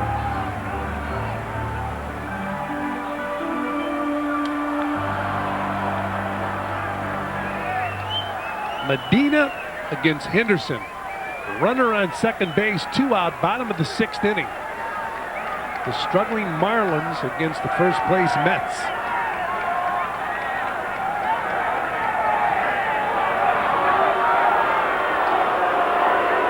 Well, Fabregas once again out talking to the pitcher Medina.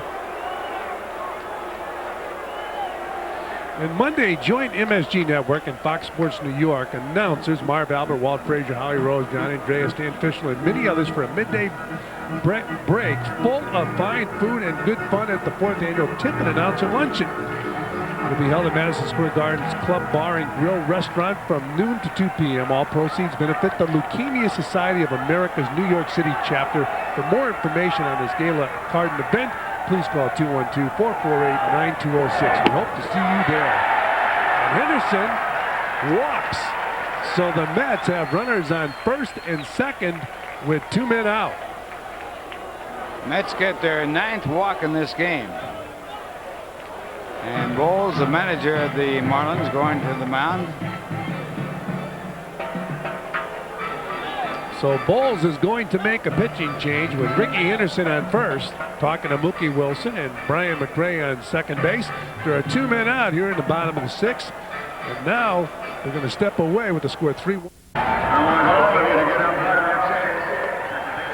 Well, we'll take a look at the balk, Ralph.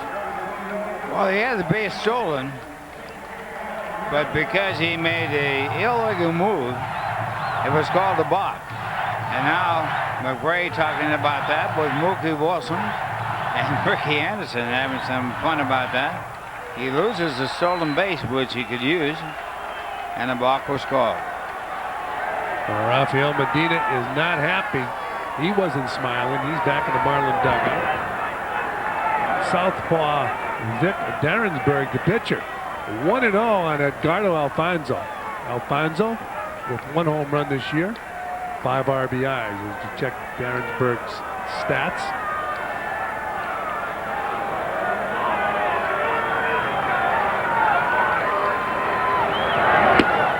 Alfonzo, who doubled in this game, takes a strike. So it's 1-1 on Edgardo Alfonzo, who's 1 for 2. He's also walked. If he reaches base, he'll be followed by John Olerud. The Sun lead, runners on first and second, 2 out. There's a strike. 1 ball and 2 strikes. You seldom see a left-hand pitcher brought into a game to pitch to a right-hand batter.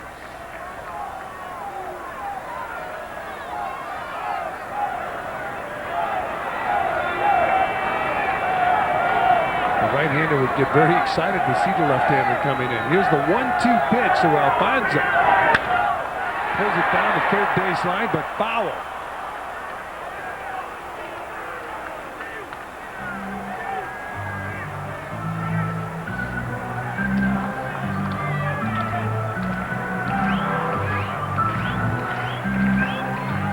Henderson having a long conversation with Castillo at second base.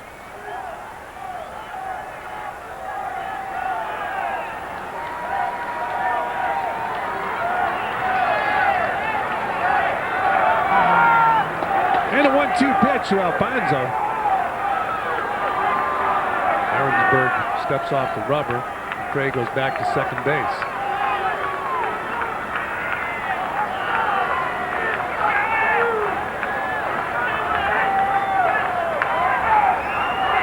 The 1-2 pitch. Outside, 2 balls and 2 strikes. We talked about the Marlins struggling at the plate. They've been unable to score runs. Have a poor batting average. Rafael Medina sitting here looking at a ball game in which his team finally loaded the bases for the first time this year tonight. Up high, 3-2. That's an unbelievable stat. Well, coming into this game, the Mets have done it 10 times.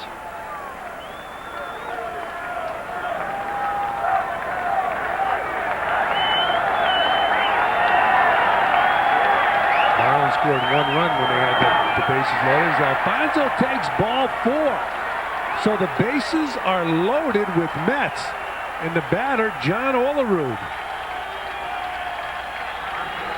Mets now have had 10 walks in this game.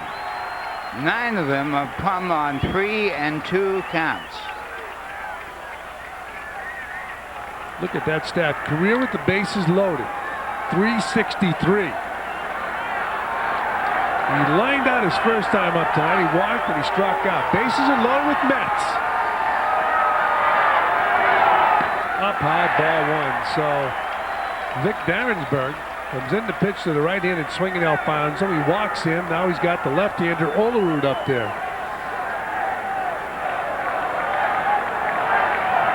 Met guy's been waiting for. Does he still have the glove on? Here's the 1-0 pitch. Foul out of play. 1-1. Did you ever go to a ballpark and catch a foul ball as a kid? Never. Of course, I wasn't sitting with the foul balls were hit. I did go to the ballpark and catch a foul ball as a player. Did you? Yeah, one time. You're kidding. Here's a 1-1 pitch. Strike 2. It's got to be a big thrill for a youngster to come to a major league ballpark and get his hands on a baseball. And he's looking at it. He's hoping he'll get one. The bases are loaded with Mets. 1 and 2 on Olerud. Saw McCray, Henderson, and Alfonzo. Foul out of play. Olerud swinging a real bad ball, but staying alive.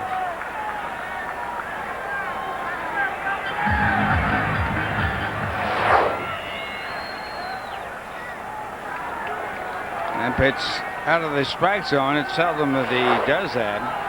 But he probably hadn't seen this picture. And the 1-2 pitch. Fouls it off.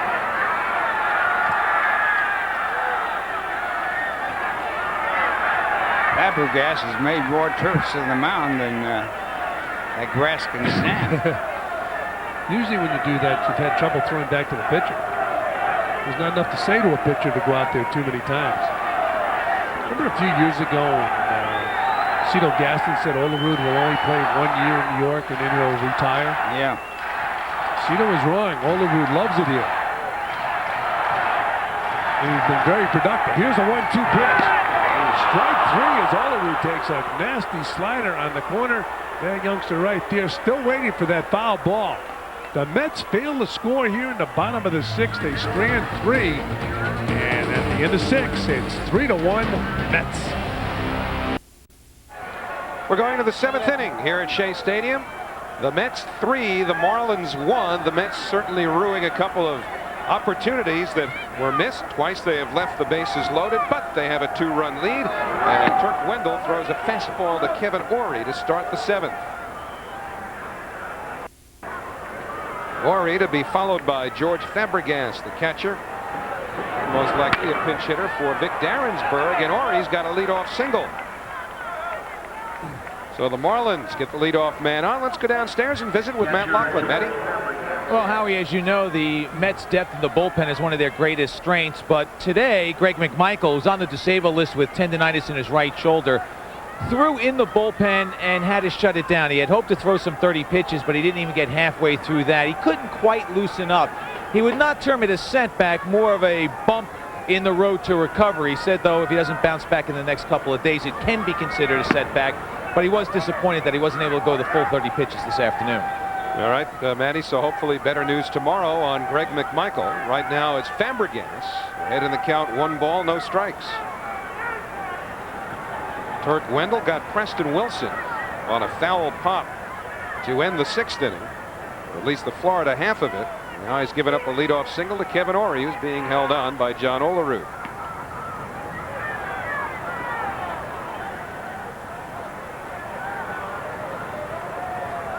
Dennis Cook starting to loosen up for New York. 2 balls, no strikes. Turk came in a clutch situation to get Preston Wilson to pop out in foul territory with the runners on 1st and 3rd. A nasty pitch, a slider to Preston Wilson after showing him a lot of fastballs. Fabregas, a left-hand batter, loops one to the left field. Ricky Henderson a couple of steps in. And that's the first out here on the Florida 7th. What does that do to a pitcher?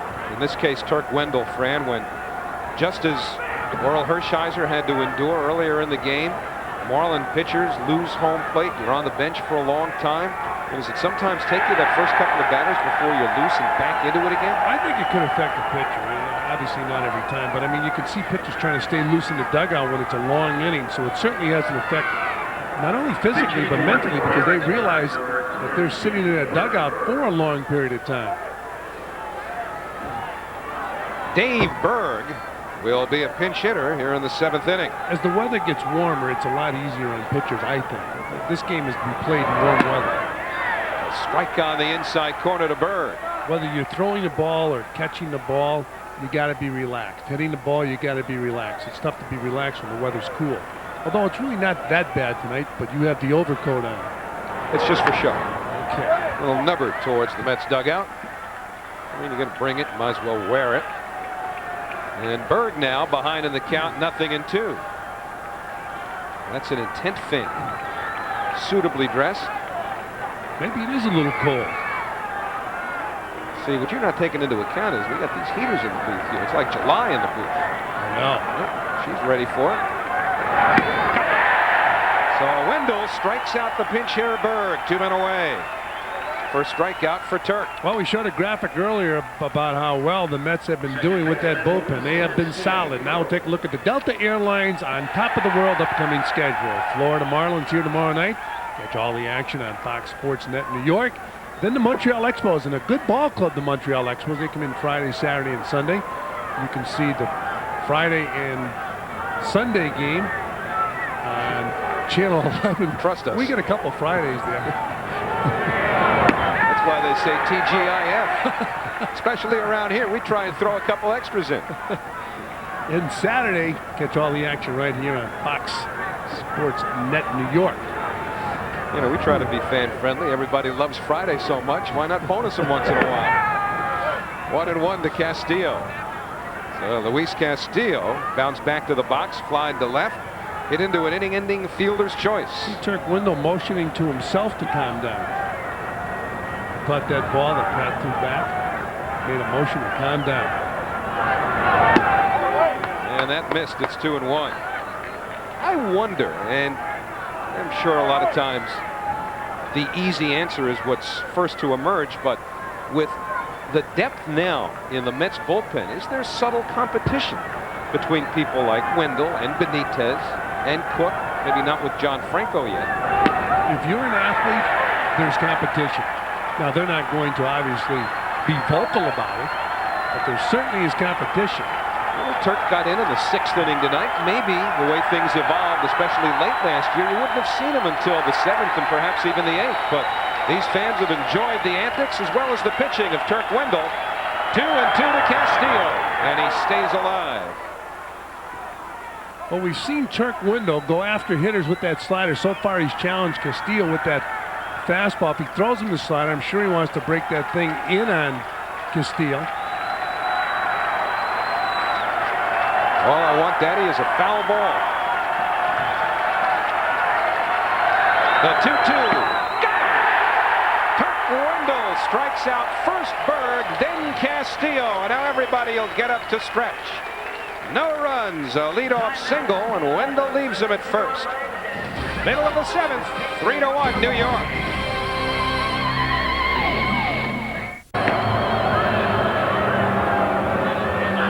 Just explaining to this kid that he might be able to see some history tonight. If John Franco gets into this thing in a save situation, remember John with 399 career saves. So these people may see a significant milestone should things go the way they've gone so far. That's leading 3-1 as we go to the last of the 7th inning. The 5th Florida Marlins pitcher to go to work will be Antonio Alfonso. Alfonso working to Bobby Bonilla, leading off the Mets 7th. Bobby batting from the left side. And he takes ball 1. Alfonso was touched for a home run by Ricky Henderson last week down in Miami. The Marlins have been very careful pitching to Bonilla. Well, you could say they've been careful with everybody. Yeah. 10 walks issued by Marlins pitchers. Sanchez, who started tonight, really struggled. Way out in front, 2-1. Well, it's got to be tough to be a manager or a coach with a team that in the major leagues you're trying to develop players. You're being judged as a manager on your 1-loss record in the major leagues, not on development. You're developing in the minor leagues. Good spot for that fastball on the outside corner. It's 2-2. I would think John Boles, given his background in player development with the Marlins, will be cut more slack than the average manager inheriting a young team. They have a lot of confidence in their general manager, Dave Dombrowski. Fouled straight back, still 2-2. I mean, let's face it, they are starting from scratch. They've got some good young players, but I mentioned earlier, Bobby Bonilla mentioned to me that it would have been great if some of the veteran players are still around to help make the transition into the major leagues for the young players a lot easier. Former owner Wayne Huizenga declared we'll do nothing halfway. And Bonilla shoots one towards the left field line. Wilson hustling over. And Preston almost overran it. But Bonilla's out. 1 man away, and Robin Ventura will be next. We're going to take a look at the New York Mets in-game box score. And a couple base on balls to Bonilla. See Henderson, also a couple. McRae walked. And a tough night for Marlin pitchers. The Mets only have 2 hits in this game. They have a 3-1 lead. The Marlins have out-hit the Mets 4-2. Both of those Met hits, doubles. They came in the 2nd inning. The Mets have not had a hit now since the 2nd when they scored all 3 of their runs. An RBI double by Frank and an RBI double by Alfonzo. Marlin pitchers have a lot more pressure on them now that Alex Fernandez is out. Deep to right, down the line by Ventura, and that ball is gone, a home run. Robin Ventura with their second home run of the year. The Mets are leading by a score of 4-1.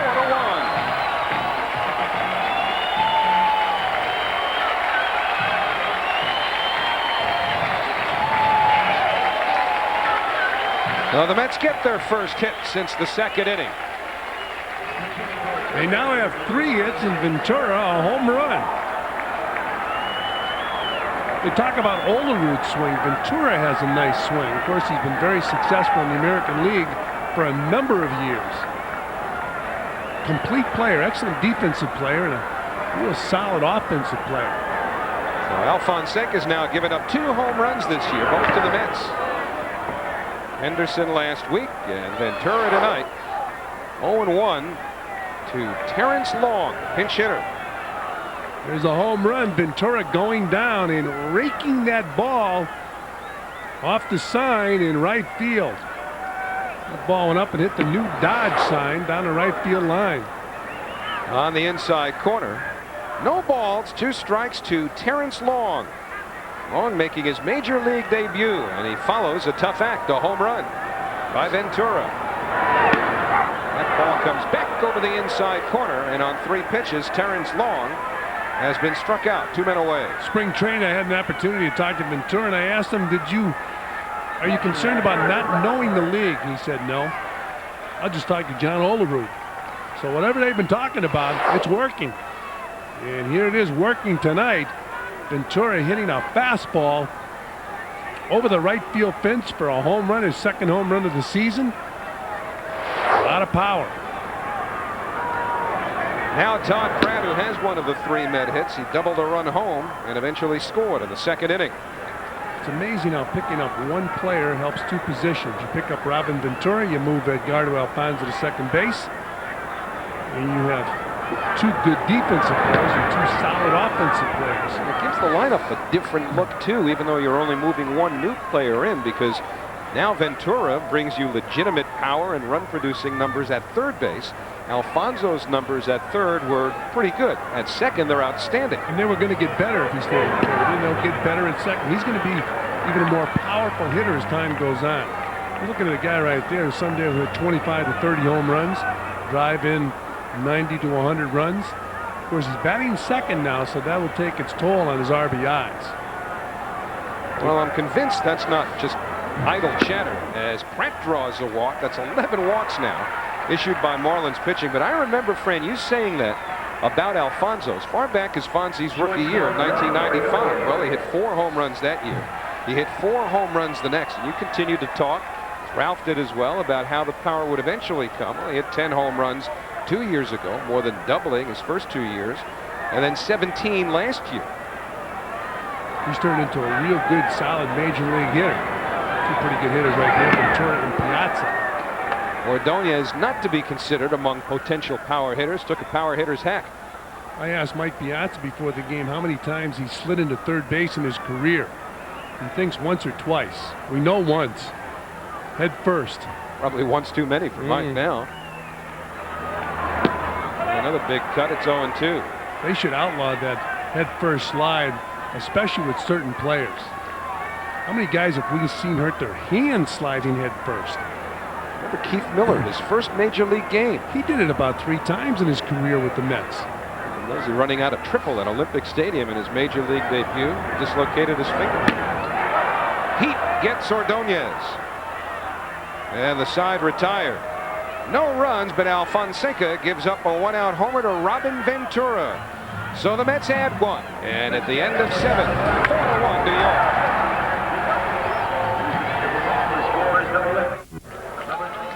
Friday night free admission to the Pepsi picnic area is back every Friday night. The first 800 fans with a Pepsi can or bottle get to the Pepsi picnic area at Shea Stadium for free. The action starts this Friday, April 16th, when the Expos come here. So show up at Shea for free Friday nights with your Pepsi can or bottle. The Mets have some good promotion days. They have the puzzle, Mike Piazza puzzle. Also, they have the seat cushion day as you look at Armando Benitez. Armando Benitez is no puzzle. You know what's coming when he gets into it. Heat, plenty of it. He's got an overpowering fastball, and he also has a slider. You know, when a guy with this kind of stuff, I'm very surprised that the Orioles gave up on him. Well, they felt it was a maturity thing. They didn't want to wait. They wanted a catcher. Yeah. We should have tried to give somebody else for that catcher. Threw a breaking ball to Alex Gonzalez. And Ordonez has it, 1 man away. So Mark Kotze coming up. He has 1 hit in 3 trips, but it's his glove, Fran, that contributed our play of the day. Well, he's not. When he was in right field, he made an outstanding play to take extra base hit away from John Olerud. This is our Coors Light play of the game. Watch this catch. Outstanding play by Mark Kotze. Couldn't stretch any further. I know the Marlins are very high in this guy. There's the fastball. 0-1 to Kotze.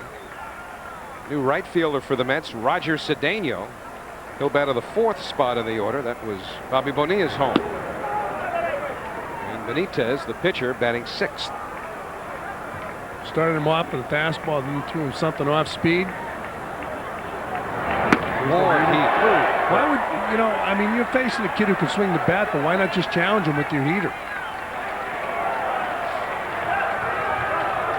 Well, he's ahead of him, 1 ball and 2 strikes. Let's see if he comes right back at him with that hard stuff. This guy reminds you of a young Lee Smith. He does, doesn't he? Mm-hmm. What a fastball. Same build as Lee Smith. This is a dimension the Mets have not had in their bullpen, Fran, for a long time. Oh, this is an overpowering fastball. Just threw the ball right by the left-handed swinging Kotze. This is the biggest thing one of the biggest changes in baseball is the relief pitcher who throws the ball 98 miles an hour late in the game. Derek Lee takes a breaking ball, 1-0. And remember now, as currently constituted, this is a save situation. Presumably, if it remains a 3-run lead, John Franco would work the 9th.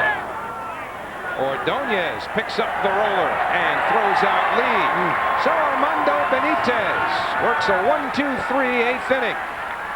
It is 4-1 New York. And remember, Franco is 1 away from 400 career saves. I don't know what the percentage is, but if not staggering, it's certainly remarkable how many of these kids, I'm talking about 24, 25-year-old pitchers that we see here in the big leagues, some for the first time, have already undergone at least 1 successful surgical procedure. Well, I think years ago when players would get hurt at a very young age, their career was over. You would never hear of them. So it wouldn't be, a thing where you would applaud this guy's back from surgery. I think medical science has done great things with arms. Done great things with everything an athlete has. Once again, you see Manti throw that fastball right by McRae.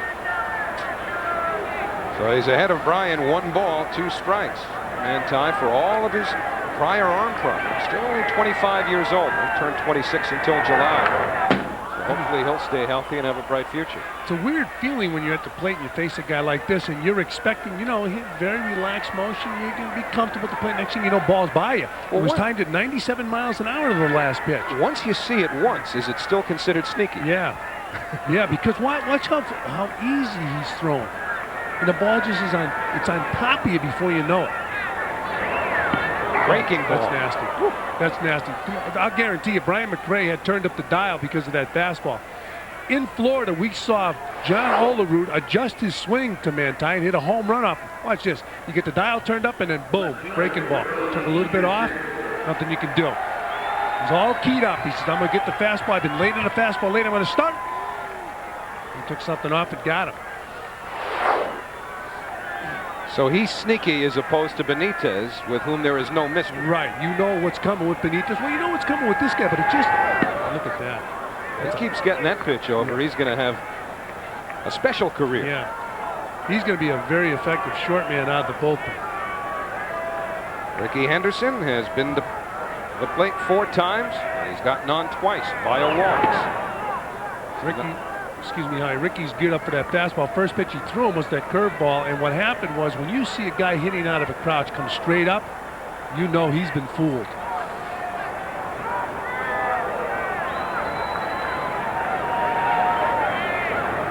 Ricky and Ventura have been swinging hot bats for the Mets. Right there, Ricky was behind on that fastball. So 1 ball, 2 strikes now on Henderson. Have we seen anybody so far catch up with this fastball? John Olerud. Yeah, and he adjusted his swing. If you can believe it, he went up there and adjusted his swing and shortened it for 1 at bat against Manti. I asked him about it. He said it was a conscious effort to shorten the stroke. That was last week in Florida. Right here, the 1-2 to Henderson, and he can't touch that fastball. So Matt Manti has struck out the first 2. 1 looking, 1 swinging, and here's the author of our Dodge drive of the game. Robin Ventura goes down and hits a fastball off the Dodge sign, the new Dodge. That's why it's our Dodge drive of the game. Robin Ventura, home run number 2 on the year. What you call thanking your sponsor. Absolutely.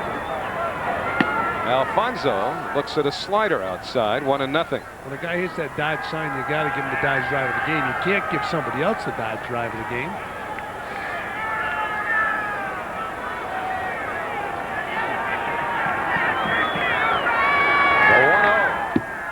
To the screen. Explosive fastball. Right now, Manti and Benitez, you saw Benitez last inning, is rear back and fire. At one time, you see these hard throwers come out of the bullpen, and they would rear back and throw hard every pitch. Now they come in, they throw hard, a breaking ball.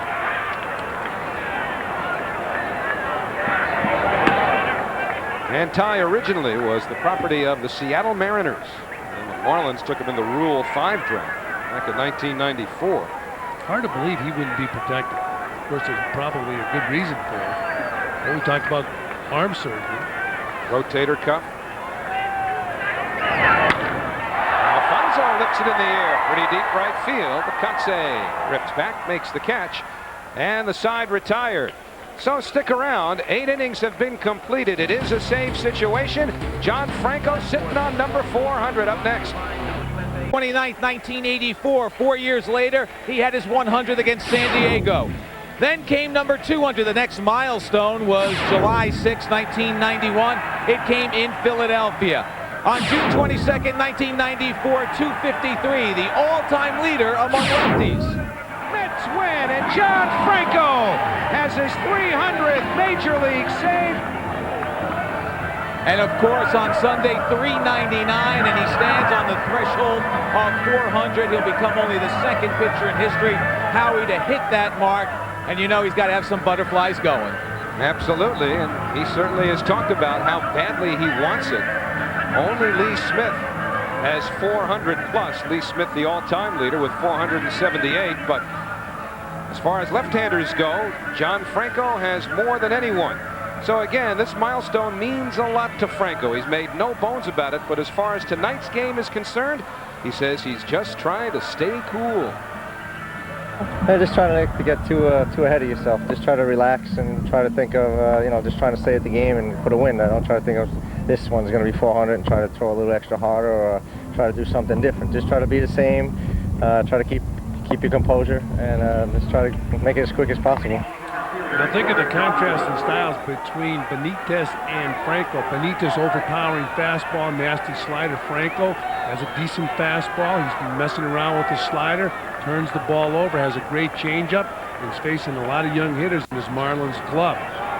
So significantly different looks for Marlin batters from one inning to the next, although obviously not all of them will hit against both pitchers, if any. The first one is Todd Dunwoody, and Franco throws strike one.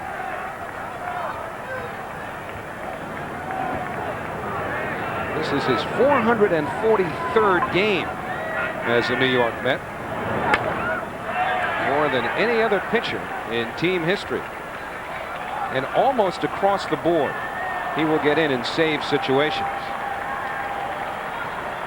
Only if he's gone a while, and Orel Hershiser stands to win this game. All the commotion now starting to be made about Franco's potentially historic save, but don't forget Orel Hershiser with 5 2/3 strong innings, looking for his first win as a Met.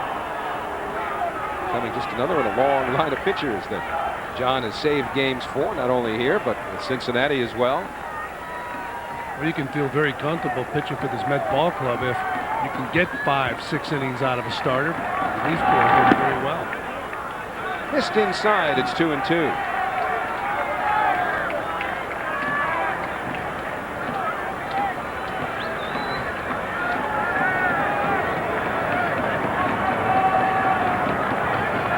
And the 2-2 to Dunwoody. Well, John Franco's been a friend of starting pitchers for many years.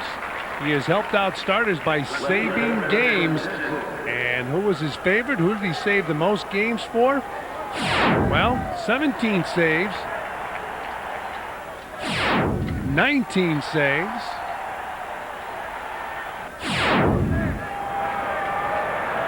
How does Cincinnati Red pitcher get in there, Howie? Here's the guy. Bobby Jones. He saved more games for Bobby Jones than any other pitcher. So Frank Viola, Doc Gooden. Bobby Jones 28, Tom Browning 23, Gooden 19, Viola 17, Rich Robertson 15. Missed low 2-0. Of course, the one time Franco was not needed to bail out Tom Browning was from a clip we showed you there a moment ago. Browning pitching a perfect game back in September of 1988.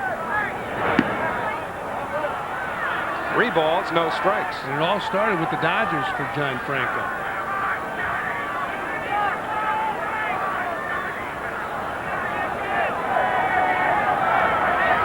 So the 3-0 pitch to Preston Wilson. Right there with a fastball. But once again, for the Mets, having Benitez come in and throw as hard as he can throw and then bring John Franco in the 9th inning, an inning later, you've turned up your dial for Benitez. Now you got to turn it down.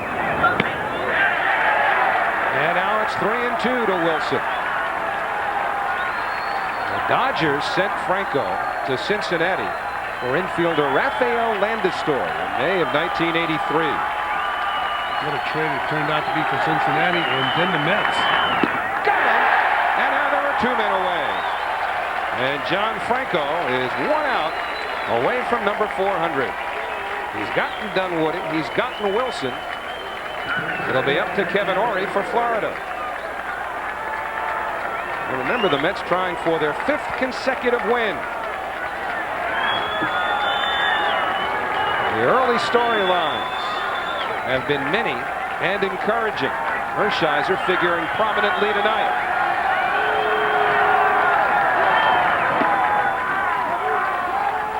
One ball, no strikes. Is that the slider he showed him? Yes. John just showing that slider on the first pitch. And the 1-0 taken for a strike.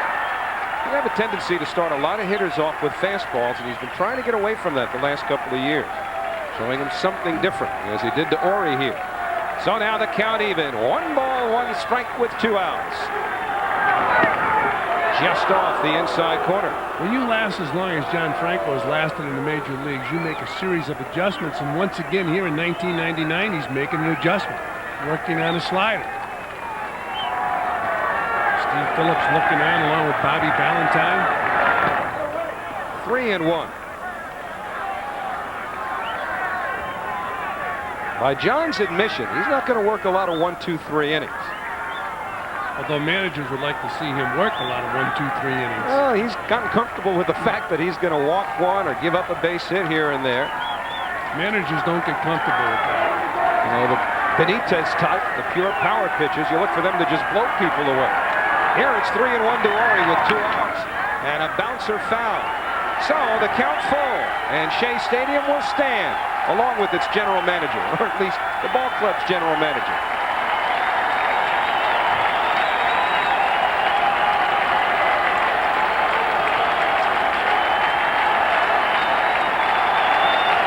He has saved more games than any left-hand pitcher in the history of baseball. If he gets this one, he'll be the 2nd of all pitchers with 400 or more saves. 3-2 to Ory with 2 outs. 4-1 New York. We're in the 9th. Popped him up. This should be it. In comes McRae. Out goes Alfonzo. And it drops in. Ory to second base. A lot of hang time.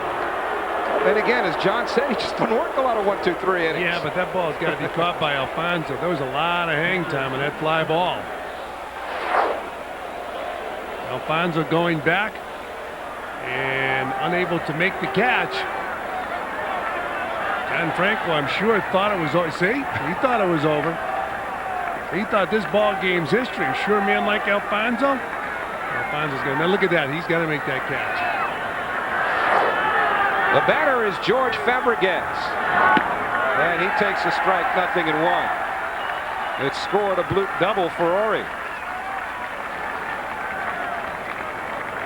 Remember, Sandy Koufax thought he threw the last out of a World Series once on a force play that they ruled safe at second.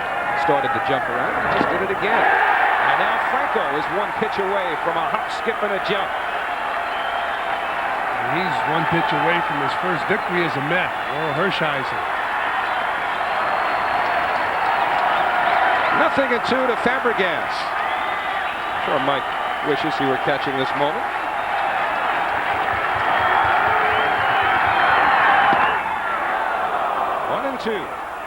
Nice story. Left-hander John Franco, born and brought up Brooklyn, New York.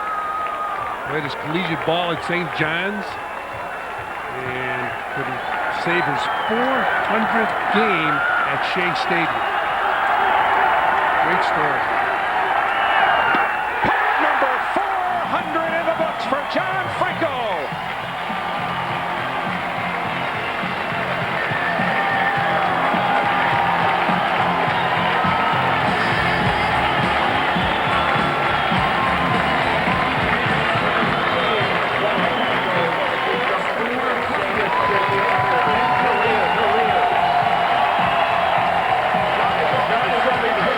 Told him for so long in his younger days that he'd be too small to pitch in the big leagues, that he didn't throw hard enough. He showed him 400 saves. As I mentioned, Brooklyn, New York to Flushing to Shea Stadium. It was a short trip. John Franco, congratulations. The last 10 seasons here in his hometown. Congratulations once again. It's a great story. Like you said, Howie, they told him you can't make it, you're too small. You never let it stop him. And we talked about the adjustments he has made throughout his career. And once again this year, making another adjustment with the slider. He's been a leader on this team also. Unusual to have a leader who work out of the bullpen, but John Franco's been a leader on this team.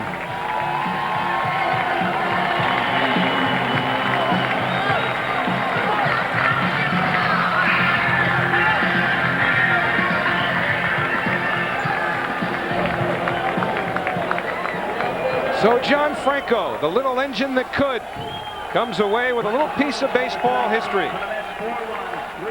Lee Smith with 478 saves. And now John Franco, the only pitchers in baseball history with 400 or more. And oh, by the way, the Mets have won their 5th in a row. They're now 7-2.